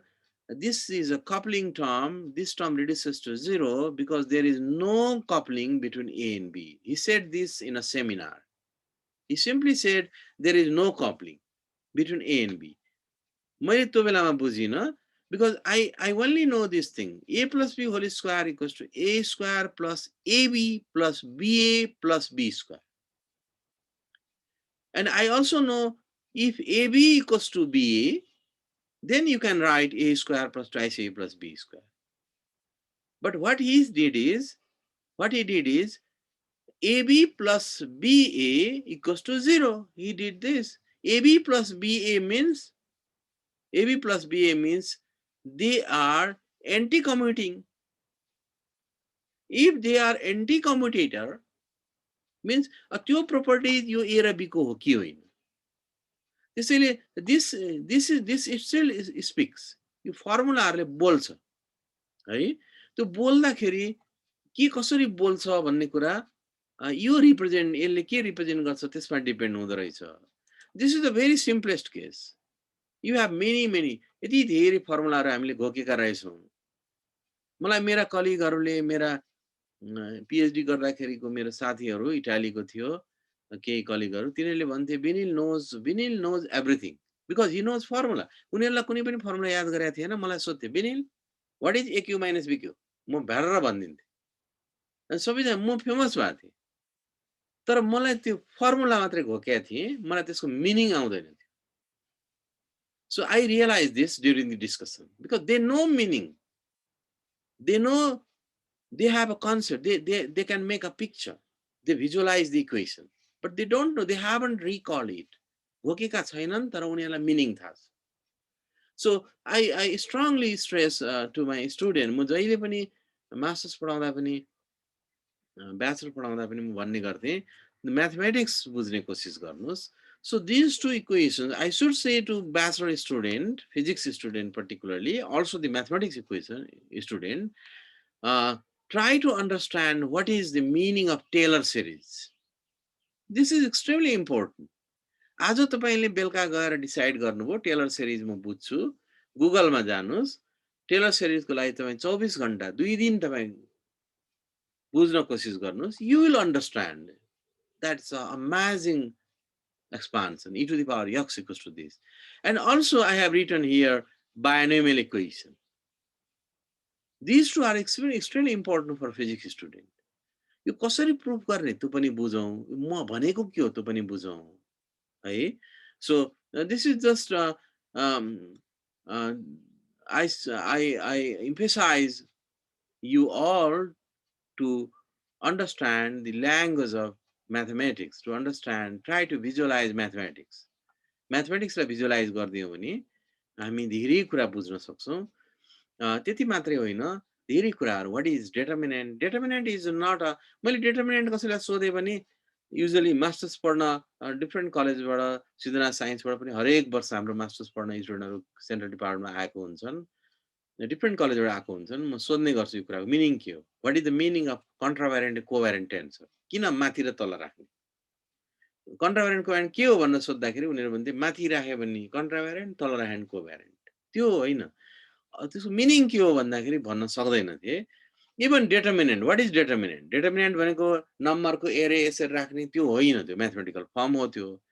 It's a concept. Determinant is a scalar, is a number, is a scale factor, is a value, is a magnitude, a certain value. Matrix is relation between numbers, or relation between quantities, or relation between parameters. That parameter can be dynamical variable or conjugal variable. Matrix is most beautiful boxes in which all sorts of variables can be placed. And you can, if you can diagonalize matrix, then you get answer. You solve solution equations, and you get diagonalization of matrix means you found canonical form of that relation, those relations. So the meaning of these things, meaning of different types of differentiation, different types of different kinds of integrations, standard integral, त्यो भनिया के हो, त्यो अलिकति घोत्लियौँ भने आफै अहिलेकै हाम्रो दिमागले हामीले त्यहाँनिर थिङ्क गर्यौँ भने हामीले सोच्न कम सोच्छौँ. त्यो सोच्नको समय अलिकति बढाउँदै गयो भने you will find it's extremely thrilling. You understand so many things. Okay, so I stop this part. अब म केही स्लाइडहरू मात्रै सेयर गर्छु. खास गरी म फर्स्ट पार्टमा आएँ. हाम्रो यो कोभिडले गरेर त्रिभुवन विश्वविद्यालयको इनिसिएटिभ्स को बारेमा हामीले सबै कलेजेसहरुमा अनलाइन क्लासेसहरु भइरहेको छ. हामीलाई थाहा छ सिद्धनाथ साइन्स कलेजले लास्ट इयर देखि नै स्टार्ट गर्यो. बिस्तारै बिस्तारै सबै पेपर, सबै सब्जेक्टहरुमा अनलाइन क्लासेसहरु भएको छ. Because this is our science campus. Science campus ASCOL र सिद्धनाथ मात्रै हो. त्यसैले यहाँनिर प्रब्लमहरु पनि हामीलाई थाहा छ. Faculties, number of faculties, we have very less. Also the administration, we have very less number of people there. Studentहरु पनि, number of student is very good in terms of if you compare with other college. तर केही वर्ष अगाडि देखिको compare गर्यो भने number of student we are particularly in general science प्रोग्राममा स्टुडेन्टको नम्बर चाहिँ अलिकति घट्या छ. तर पनि it's a trend because we need survival science, so other sciences are important to survive. So probably general science ले certain size मा आउँछ र अझै पनि applied science हरु हामीले एक्सप्लोर गर्नुपर्छ। अप्लाइड साइन्सको कोर्सेसहरू, ब्याचलर लेभलको कोर्सेसहरू त्यो हामी गर्छौँ नै। ओके, सो अनलाइन क्लासेसहरू सुरु गऱ्यौँ, अनलाइन फर्महरू भर्ने प्रोसेस सुरु भएको छ एन्ट्रान्स इक्जामिनेसनको लागि र सबै खालको इक्जामिनेसनको लागि, चाहे त्यो सेमेस्टर सिस्टमको सेमेस्टर इक्जाम होस्, फाइनल इक्जाम अथवा एनुअल सिस्टमको फाइनल इक्जाम होस्, सबैको लागि अनलाइन फर्म को प्रोसेस सुरु भएको छ अथवा सबै फर्महरू अब अनलाइन हुन्छ। एटलिस्ट स्टुडेन्टले आफैले फर्म भर्न, घरैबाट फर्म भर्न सक्छन् है, not only for entrance examination. र आइओएसटीले इन्स्टिट्युट अफ साइन्स एन्ड टेक्नोलोजीले यस्तो खालको पोर्टल डेभलप गरेको छ जसमा यहाँबाट स्टुडेन्टहरू आफ्नो इन्फर्मेसन दिन्छन्, अनलाइन फर्म भर्छन्, फाइलहरू अपलोड गर्छन्। यहाँबाट स्टुडेन्टहरू आफूले अपलोड गरेको फाइलहरू एप्रुभ भयो कि भएन भनेर चेक गर्छन्। र एप्रुभ भइसकेपछि र इक्जामभन्दा केही समय अगाडि यहाँबाट एडमिट कार्ड डाउनलोड गर्छन्। So you can check your application whether it is complete or not. If it is complete, then you will get admit card. Admit card हामी print गर्छौँ, print गरेर हामी exam दिन जान्छौँ. Okay, so this is the section through which student and the admin of the colleges or PANICA, Pariksha Niyantran Karyalayya, or dean office, you student and administration connect through this field. And this is for the result, exam को result आइसकेपछि तपाईहरुको आफ्नो score card, marksheet भनौं, तपाई यहाँबाट download गर्न सकिन्छ. This is our futures, or this is already applied. हामीले अप्लाई गरिसकेका छौं. बीआईटी को एक्जाम हामीले यसै गरी ल्याएको थियौं. अहिले हामीले मास्टर्स लेभलको फर्महरु सबै यसै गरी भरिरहेका छौं. अब सेमेस्टरको फर्महरु पनि यसै गरी भरिने छ है. त्यस्तै एडमिसन पनि अब युनिफाइड एडमिसन स्ट्र्याटेजीमा सफ्टवेयर हामीले बनाइसकेका छौं. भनेको हरेक कलेजमा एकै दिन फर्स्ट लिस्ट निस्किन्छ, हरेक कलेजमा एकैचोटी एडमिसन सकिन्छ. Not only at the master's level, also for the bachelor level. So this has been successfully applied by engineering since last 6 or 7 years.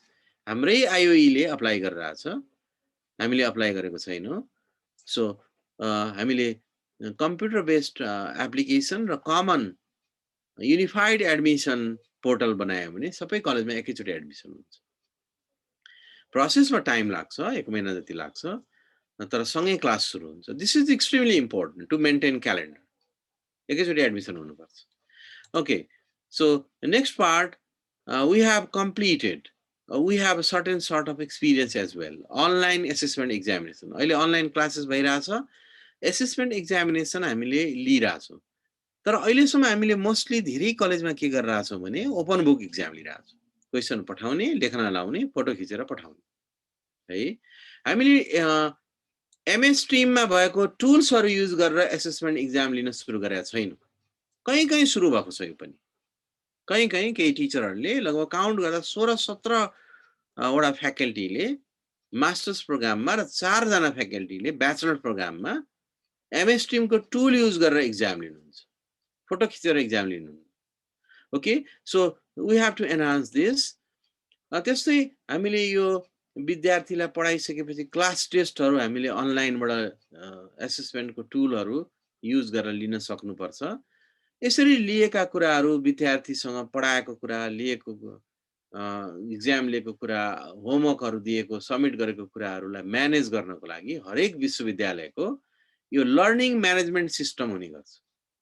टियुले पनि आफ्नो official learning management system model हो भनेर declare गरिसकेका छ. यसको लागि विनियम बनाइसकेका छ. क्याम्पस सरलाई थाहा छ र यसको ट्रेनिङ पनि स्टार्ट भइसकेको छ. I don't remember whether Siddhanath Science Campus already begin to already kick up for the training for Moodle or not. सम्झिन्न, तर धेरै कलेजमा Moodle भने के हो, यो Moodleबाट कसरी चाहिने क्लासेसहरुलाई म्यानेज गर्न सकिन्छ, यो किन बेस्ट लर्निङ सिस्टम हो, लर्निङ म्यानेजमेन्ट सिस्टम. विद्यार्थी भर्ना भएदेखि विद्यार्थी ट्रान्सक्रिप्ट पाउन्जेलसम्मको हरेक कुराको रेकर्ड बस्ने यो एउटा सिस्टम हो. त्यो अनलाइन क्लास हुँदादेखिको मात्रै लागि मात्र होइन कि अफलाइन भइसकेपछि पनि हाम्रो एलएमएस हुनुपर्छ, लर्निङ म्यानेजमेन्ट सिस्टम हुनुपर्छ. संसारको सबै विश्वविद्यालयहरुको हुने गर्छ. र लगभग 75% युनिभर्सिटीको मोडल नै एलएमएस छ। यसको कारण चाहिँ मेन कारण चाहिँ यो चाहिँ फ्री छ, फ्री फर एजुकेसन छ। Okay, so this will be our official learning management system. We have to customize this. Each colleges should customize this. त्यसपछि अर्को इम्पोर्टेन्ट पार्ट अनलाइन लाइब्रेरी भन्छु म पहिले, यहाँहरूलाई थाहा छ सेन्ट्रल लाइब्रेरी अनलाइन पोर्टलमा छ भनेको स्टुडेन्टहरू पनि फ्याकल्टिजहरू पनि घरमा बसेर सेन्ट्रल लाइब्रेरीमा छिर्न सक्नुहुन्छ। सेन्ट्रल लाइब्रेरीमा भएको 4 लाख किताबहरू डिजिटाइज गरेको छ। त्योभन्दा बाहेक हजारौं हजार किताब प्रोक्वेस्टसँग कोलाबोरेसन छ। प्रोक्वेस्टको लाइब्रेरी एक्सेस छ त्यहाँ। So it has 700,000 books and about 10,000 journals, including the new one of 2020-21. And also recently, हाम्रो Central Library ले National Digital Library of India सँग collaboration गरेको छ, 1 महिना भयो। र National Digital Library of India भनेको इन्डियाको सबै स्टेट युनिभर्सिटीको लाइब्रेरीलाई जोड्ने लिङ्क हो। It has millions of books. Not only books, also journals with subscription, and also there are many labs as well, real lab as well as virtual lab. You can go to the, you can be a member of virtual lab or real lab. र हामीले recently त होइन, first पहिलो लहरबाट नै कोरोनाबाट नै हामीले virtual laboratory सुरु गरेका छौँ। केही डिपार्टमेन्टहरूले हाम्रो इन्स्टिट्युटमा पनि सुरु गरेका छन्, इन्जिनियरिङमा पनि सुरु गरेका छ। यो ल्याबोरेटरीबाट हाम्रा एक्सपेरिमेन्टहरू हामी गर्न सक्छौँ। हाम्रो एक्सपेरिमेन्टहरू हेर्ने हो भने बीएससी को फर्स्ट इयरको, सेकेन्ड इयरको, थर्ड इयरको, फोर्थ इयरको सबै साइन्सको, फिजिकल साइन्स पनि बायोलोजिकल साइन्स पनि, त्यसमा भएका एक्सपेरिमेन्टहरू मध्ये लगभग 40 देखि 70% एक्सपेरिमेन्ट भर्चुअल ल्याबबाट संसारका युनिभर्सिटीले, including Indian universities, Bangladesh Dhaka युनिभर्सिटीले virtual laboratory tool बाट गराइरहेका छन्। And according to the report, this laboratory is much beneficial than the laboratory that we have. हाम्रो ट्रेडिसनल भन्दा पनि बढ्ता अन्डरस्ट्यान्डिङ हुन्छ भनेर क्लेम गरिएको छ। So this is not for all experiment, for about half experiment. आधा त हामी अनलाइनबाट गर्न सक्छौँ कठिन अवस्था आयो भने, र यो कुरा डिफरेन्ट डिपार्टमेन्टमा स्टार्ट भएको छ। सो यसको लागि पनि ट्रेनिङहरू सुरु हुने हुन्छ। जस्तै मैले एउटा एक्जाम्पल भनौँ, केमिस्ट्रीको ल्याब कुनै कुरा गर्न जानुभयो भने तपाईँ भर्चुअल ल्याबको थ्रुबाट गर्नुभयो भने सबभन्दा पहिले तपाईँ एज अ मेम्बर भित्र छिर्नुहुन्छ। त्यसपछि of course you should have licence, and to central library give you a licence through ProQuest or through national digital laboratory. हामीले पैसा तिर्नु पर्दैन। सबभन्दा पहिले केमिस्ट्रीको ल्याब गर्दाखेरि एप्रोन लाउनु पर्छ। तपाईँ नै त्यहाँ निस्किनुहुन्छ, तपाईले एप्रोन, तपाईकै नाम हुन्छ, त्यो मान्छे जान्छ भित्र, एप्रोन लाउँछ। तपाईले के एक्सपेरिमेन्ट गर्ने प्लान गरेको छ, त्यो प्लान अनुसारको तपाईँ मेनु प्रिपेयर गर्नुहुन्छ। तपाईले एउटा रुममा लग्छ, त्यो रुममा बुकहरू हुन्छ, त्यो बुकबाट तपाईले म्यानुअल्सहरूबाट कुन एक्सपेरिमेन्ट गर्ने हो त्यो एक्सपेरिमेन्ट, तपाईको करिकुलम पनि त्यही हुन्छ। त्यसबाट एक्सपेरिमेन्ट टिक लाउनुहुन्छ, त्यसको लागि चाहिने कुराहरूको लिस्टिङ गर्नुहुन्छ, र त्यो कुराहरू तपाईँ त्यहाँबाट लिनुहुन्छ आफै झिकेर। सपोज कुनै सल्युसन बनाउनु पर्यो, सर्टेन नर्मालिटीको बनाउनु पर्यो, तपाईसँग हाई कन्सन्ट्रेसन छ, पाउडर फर्ममा छ भने त्यो तपाईँ बनाउनुहुन्छ आफै। त्यसपछि तपाईँ इनर्जी सेक्टरमा जानुहुन्छ एज पर योर रिक्वायरमेन्ट। त्यहाँ बुन्सन बर्नर कति टेम्परेचरको फ्लेम तपाईँलाई चाहिन्छ, कति प्रेसरको चाहिन्छ, कस्तो खालको, त्यो तपाईँ सेट गर्नुहुन्छ। त्यसपछि तपाईँ आफ्नो वर्किङ टेबलमा जानुहुन्छ, आफ्नो केमिकलहरू बनाएको कुराहरू लिएर जानुहुन्छ, अथवा त्यहीँ गएर पनि बनाउनुहुन्छ।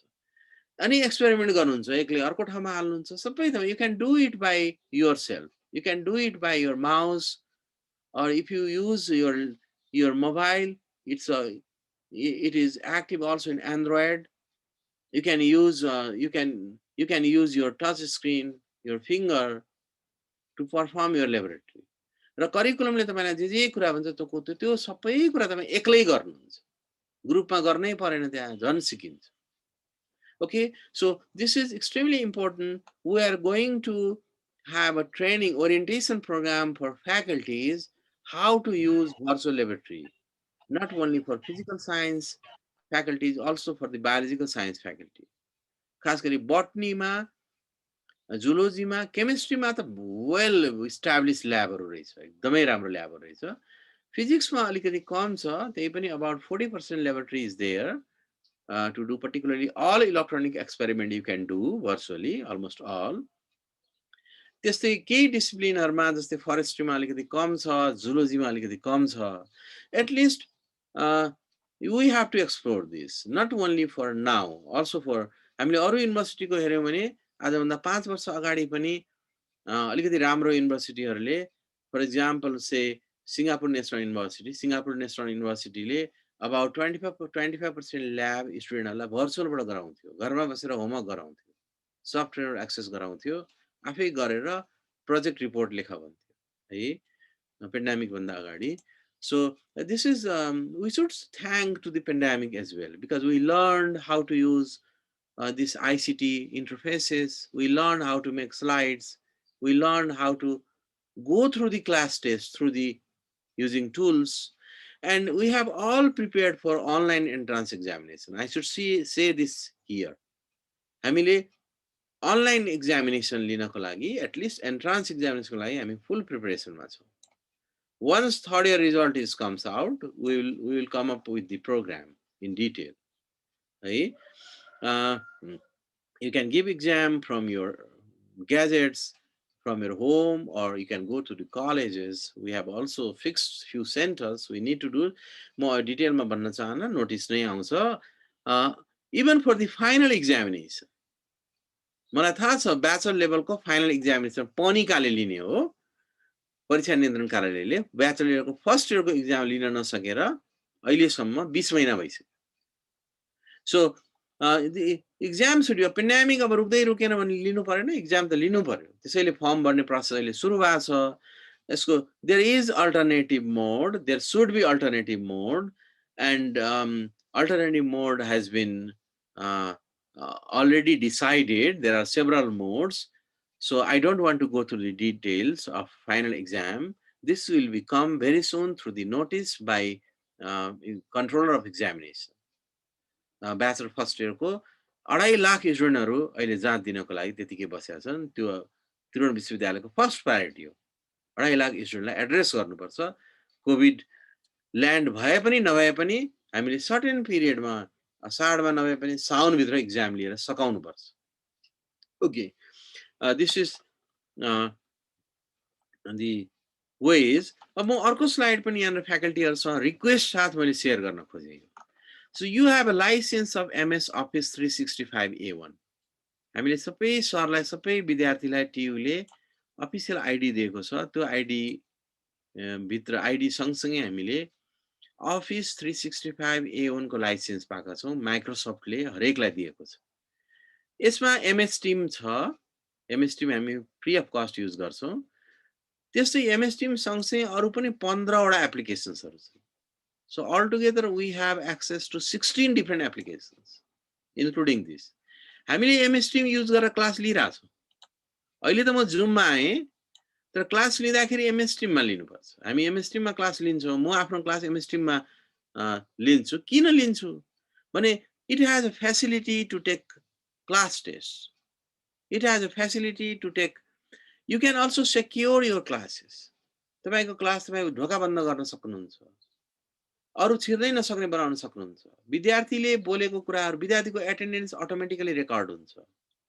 र विद्यार्थीले क्वेशन सोधे भने कुन विद्यार्थीले क्वेशन सोध्यो, कति मिनेट उसले इंगेज गर्यो भन्ने रेकर्ड आउँछ सबै है.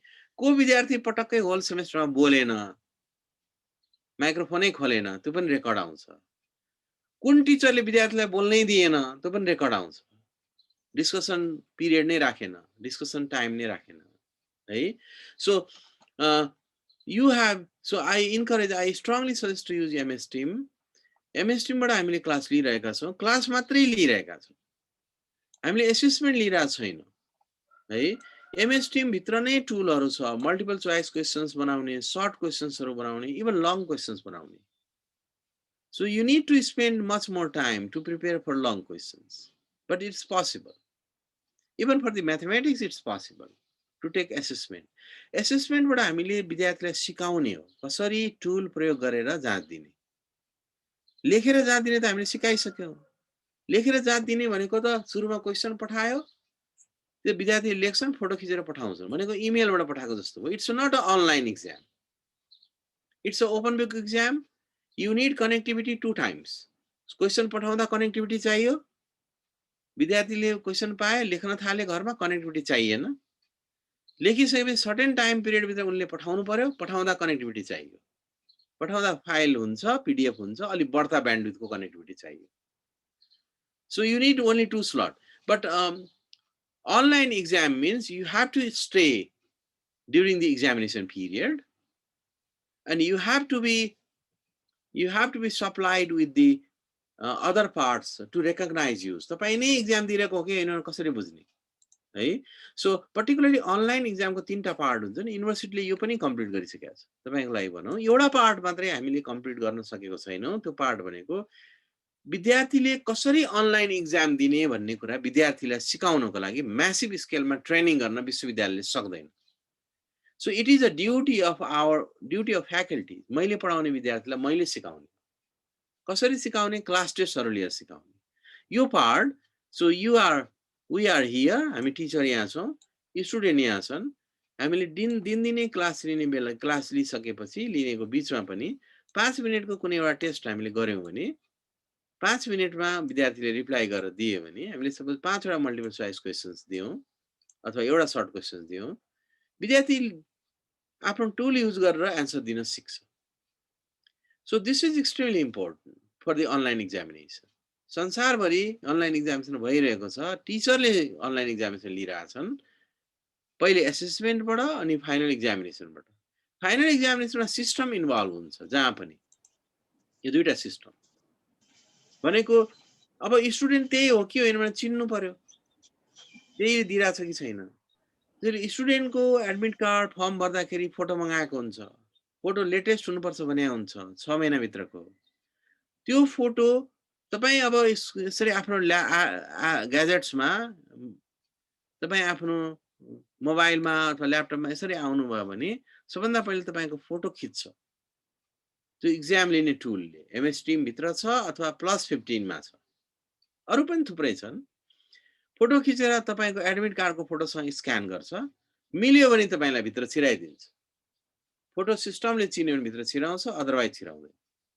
अदरवाइज हामीले अहिले युनिभर्सिटीले फिंगरप्रिन्ट पनि लिने डिसाइड गरेका छौं। हामीले फर्म भरिसकेपछि जाँच भन्दा अगाडि हरेक विद्यार्थीलाई अनलाइन थ्रुबाट आफ्नो फिंगरप्रिन्ट पठाउ भन्छ है। एन्ट्रान्स एक्जामिनेसनको लागि त हामी भन्ने भएको छ है। So you will give your fingerprint, we will have fingerprint. तपाईको फिंगरप्रिन्ट त तपाई साथीको पठाउनुहुन्न, साथीको पठाए पनि पछि चेक भएर तपाई पक्रिहाल्नुहुन्छ। आफ्नो फिंगरप्रिन्ट पठाउने हो। त्यसपछि एक्जाम दिने बेला यसरी तपाई आउनुहुन्छ, आइसकेपछि तपाईको फिंगरप्रिन्ट यसरी क्यामेराको उतिर यसरी राख्नुपर्छ। त्यसपछि फ्ल्यास लाइट सिस्टमले आफै त्यसलाई फोटो खिच्छ, रेकर्डमा राख्छ, कम्पेयर गर्छ। कम्पेयर गर्दाखेरि फिंगरप्रिन्ट म्याच हुने भनेको that's the best one. You will be allowed to enter to give the exam. यसरी यो एक्जाम भित्र छिराउने खालको मेकानिजम हो यो अथेन्टिकेसनको। Authenticity, this is very important part. यो पार्ट हामीले गरेकै छैनौं भने तपाईले ट्रान्सक्रिप्ट पछि पाउनुभयो भने त्यो ट्रान्सक्रिप्टको रेकग्निसन अन्य विश्वमा अन्य देशले गर्दैन। ट्रान्सक्रिप्टमा कसरी अनलाइन लिएको भनेर पछाडी ट्रान्सक्रिप्ट पछाडी लेखेको हुन्छ, ढाँटेर त कुनै विश्वविद्यालयले लेख्दैन। So we have to write down the name of the software or the processes through which we legalize or we authenticity have been made through this system. So this part is important. And another part is proctoring part, monitoring and proctoring part. Exam दिइरहेको बेलामा exam दिइरहेको विद्यार्थीले कसरी दिइरहेछन् भनेर हेर्न जाने running guard हो यो पनि सिस्टमले हेर्न जान्छ। मान्छे छिरे पनि हुन्छ, तर युजुअली मान्छे भन्दा सिस्टम छिर्छ, चेकलिस्ट लिएर छिर्छ। त्यसपछि यो प्रक्टरिङ पार्ट हो। प्रक्टरिङ पार्टमा तपाईहरुले दिएको एक्जाम, फिजिक्सले दिएको एक्जाम, फिजिक्स नेपाल भरिको फिजिक्सको कपी एक ठाउँमा भेला गर्नु पर्यो, पोको बनाउनु पर्यो। केमिस्ट्रीको एक्जाम केमिस्ट्रीको पोको बनाउनु पर्यो र सम्बन्धित फोल्डरहरू सम्बन्धित डिन अफिसमा पुर्याउनु पर्यो अथवा पनिकामा पुर्याउनु पर्यो। त्यसपछि उसले चेक गर्नको लागि टिचरलाई दिनु पर्यो। त्यो प्रोसेसको लागि प्रक्टरिङ पार्ट एक्सट्रिमली इम्पोर्टेन्ट हुन्छ। We have already tested, not only made, already tested this part. हामीले टेस्ट रन गरिसकेका छौँ, एकचोटि मात्रै होइन कि 3 चोटि टेस्ट रन गरिसकेका छौँ यो पार्टको लागि। So we have already tested this part. This is in the process. So now we have to do proctoring part. E proctoring part हामीले गर्नु छ। त्यसपछि we will have a complete software for the final examination through using ICT tools. But main problem is students should write using their gadgets, and the problem is with gadgets. Gadget studentहरुसँग सबै विद्यार्थीसँग छैन। Connectivity issue is always there, but we have solved connectivity issue as well. कसरी connectivity solve गरिया छ, विद्यार्थीको एकचोटि disconnect भइसकेपछि फेरि connect भएर आउँदाखेरि फेरि त्यही क्वेसन्समा गएर त्यही ठाउँमा गएर त्यो सफ्टवेयरले जति तपाईले लेखिसक्नु भएको छ त्यही ठाउँमा आइपुग्छ। अनि you will have a sufficient time, means your time will be preserved. If you have 3 hours time, you will be allowed 3 hour time within 6 hours or 7 hours. It doesn't matter. Once you log in, you will have 3 hours time or 2 hours time as per the questions. So this has been tested as well. तपाईहरुले खास गरी फ्याकल्टीहरुलाई sir म्याडमलाई मैले request गरे, धेरै सफ्टवेयरहरु छ जुन freely available छ। MS team बाहेक पनि ती सफ्टवेयरहरु एमएस टिम भन्दा पनि सजिलाहरु छन्। यसबाट हामी विद्यार्थीलाई आफूलाई पनि एकदमै इन्ट्रेस्टिङ लाग्छ र विद्यार्थीलाई हामी क्लास टेस्टहरु यसरी लिएर प्र्याक्टिस गराउन सक्छौं। I am using Kaldin software, and also the R exam is very good. edu expression is very light, एकदमै सानो मोबाइलमा इन्स्टल हुने खालको सफ्टवेयर हो है। यो सफ्टवेयर इन्स्टल गर्ने, स्टुडेन्टलाई एप्स पठाउने, स्टुडेन्टले पनि इन्स्टल गर्छ। त्यसपछि त्यो स्टुडेन्टलाई इन्ट्री गराउने, स्टुडेन्टले आफ्नो फोटो पठाउँछ। त्यसपछि यो सबै पार्ट, तीनटै पार्ट हामी ट्रेनिङ हुन सक्छौं। These are free. So ultimately यस्तै खालको कोभिड कन्टिन्यू भइरह्यो, महामारी भइरह्यो, अर्को लहर आयो भने हामीलाई त कुनै उपाय छैन, हामीले जानै पर्छ। We have to be ready for online examinations. Connectivity issues भन्दा पनि ठुलो कनेक्टिभिटी इश्यूज प्रब्लम छैन। तपाईलाई राम्रो ठाउँमा तपाई आउन कोसिस गर्नुहुन्छ जाँचको लागि, सकेसम्म कतातिर कनेक्टिभिटी राम्रो छ, कुन समयमा राम्रो छ, राति शेयरिङ कम हुन्छ कि है। So you will have several types of choices. Now, I don't want to say the details of alternative modality right now, but I would like to request faculties not only take the classes, also try to use this software or MS Team for the assessment exam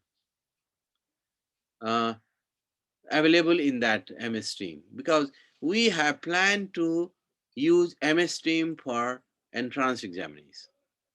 Because entrance examination ma multiple choice questions haru matrai huन्छन्। MSc entrance examination ma multiple choice questions ko लागि MS Team ma धेरै राम्रो system छ। You can randomize question, you can make hundreds of questions from one set of questions. You can randomize answer, you can randomize with the help of keywords. Questions will be the same 100, but that can be displayed in various ways, so that it can be completely, it looks like completely different from your friend. Okay, so this is the ultimate aim. So we all know about Institute of Science and Technology.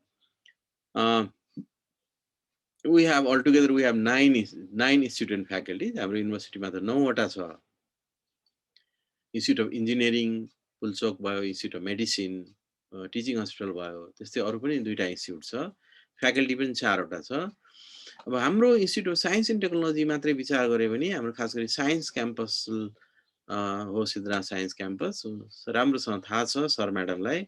We have 13 central departments, 24 constituent colleges. So one is Siddhanath Science Campus, in which IoST's program, Science and Technology program, is running. So we have one school, the School of Mathematical Sciences, And in addition to this, we have a large number of affiliated colleges, including private and public both. थुप्रै छ, large number भन्न मिल्दैन किनभने त्रिभुवन युनिभर्सिटीमा चाहिँ total 1000 भन्दा बढ्ता रहेछ affiliated colleges. Okay, so altogether we offer 37 academic programs. So you know this, and if you add these four, you find this number 127. So we have 127 higher education institutions. जसले bachelor र मास्टर्सको थुप्रै प्रोग्रामहरू offer गर्छ. अब यो central डिपार्टमेन्टमा कलेजेसहरुमा offer गरेको प्रोग्रामहरू भयो. कस्युन कलेजेसले 21 वटा प्रोग्राम अफर गरेको छ. So these are the name list of the programs. Bachelor लेभलमा हाम्रो यो ती प्रोग्राम छ. एनुअल सिस्टममा बीएससी जनरल प्रोग्राम एनुअल सिस्टममा चलिरहेको छ. यो फुड टेक बीटेक पनि अब सेमेस्टरमा गइसकेको छ. अहिले रनिङ ट्रान्जिसनमा छ. एनुअल पनि छ, सेमेस्टर पनि छ. एउटा बीएससी जनरल साइन्स मात्रै एनुअलबाट सेमेस्टरमा हामीले लगेको छैनौं, तर लानुपर्छ किनभने विश्वविद्यालयले टियुले 2013 मै नीतिगत रूपमा सबै प्रोग्रामहरू सेमेस्टरमा जाने भनेर नीतिगत रूपमा पोलिसीमा लेखिसकेको छ. So these are the bachelor program, which are running as per the norms of semester system. You know this, you have CSIT program there and also the BIT program there. And this is Bachelor of Mathematical Sciences. Actually, this is in Actuarial Sciences and Nutrition and Dietetics. You know this. So these two are for this level, undergraduate level. For graduate level, we have various programs. हामीलाई थाहा छ Siddhnath science क्याम्पसमा पनि masters प्रोग्रामहरू छ जुन सेमेस्टरमा run भइरहेछ. त्यस्तै PhD programme अहिले सेमेस्टरमा मात्रै छ, सेन्ट्रल डिपार्टमेन्टमा मात्रै छ. We have MPhil program, only one MPhil program offered by Central Department of Mathematics. Mathematics ले मात्रै MPhil offer गर्दो रहेछ, अरु डिपार्टमेन्टको छैन. Okay, so altogether we have 37 programs. अब हामीले हाम्रो 24 कस्युन कलेजेसहरुमा गयौं भने हामीलाई थाहा छ सिद्धनाथ साइन्स कलेज हाम्रो दोस्रो साइन्स कलेज हो. अमृत साइन्स कलेज पछाडी साइन्स कलेजमा दुईटा छ र सिद्धनाथ साइन्स क्याम्पसले धेरै प्रोग्रामहरू चलाइरहेको छ. Not only at the bachelor level, also at the master's level. We have general science program, environment science, microbiology both, CSIT and BIT both. त्यस्तै मास्टर्स प्रोग्राम पनि म्याथमेटिक्समा पनि छ, फिजिक्स सँगसँगै. So I suggest our faculties as well campus chief to work on these program and also try to get another program which is important for the student. Applicable program को लागि हामीले कलेजले infrastructure विश्वविद्यालयसँग मिलेर बनाउनु पर्छ. हामी सबै मिलेर यी प्रोग्रामहरुलाई अझै यसको क्वालिटीलाई अपग्रेड गर्नुपर्छ. स्टुडेन्टहरुलाई अट्र्याक्ट गर्नुपर्छ. अझै हामीले स्ट्रङ बनाउँदै लानुपर्छ. यसको लागि मैले यहाँहरुकै कुरालाई मैले यहाँ लास्टमा यतिमा मैले आफ्नो अहिले कुरा स्टप गरे. धेरै समय लिए, 12:30 बजिसक्यो. ओके, सो अब मैले सरहरुलाई केही जिज्ञासाहरु छ भने सबभन्दा पहिले सरहरुलाई र केही क्वेशन्सहरु स्टुडेन्टको छ भने पनि यहाँनिर च्याट बक्समा क्वेशन तपाईले लेख्नु भयो भने अहिले हामीले सबै छलफल गरेर नभ्याए पनि म त्यो लेखेर पठाउँछु अथवा म त्यो कुरा एड्रेस गर्छु. पछि पनि हाम्रो यस्तो कन्ट्याक्ट हुन्छ, भेटघाट हुन्छ. हामी स्पेसिफिक टिचर ल्याएर स्पेसिफिक टाइपको प्रोग्राम गर्छौं र अहिले क्याम्पस सरलाई थाहा छ हामीले यही बिहीबारदेखि बीआईटी को लागि ओरिएन्टेसन प्रोग्राम, बीआईटी को फ्याकल्टी को लागि ओरिएन्टेसन प्रोग्राम सुरु गरेका छौं. त्यहाँनिर पनि खबर आइसक्या होला. त्यहाँ हाम्रो जति जे फ्याकल्टी हुनुहुन्छ, जति पनि हाम्रो फुल टाइम पार्ट टाइम फ्याकल्टीहरु उहाँलाई फेरि मैले रिमाइन्ड गर्न क्याम्पस चिफ सरको मार्फत मैले यहाँ गर्न खोजे. Okay, environment science program is not running there. Yes. तर environment science program लाई अप्रोच भएको छ पहिले नै.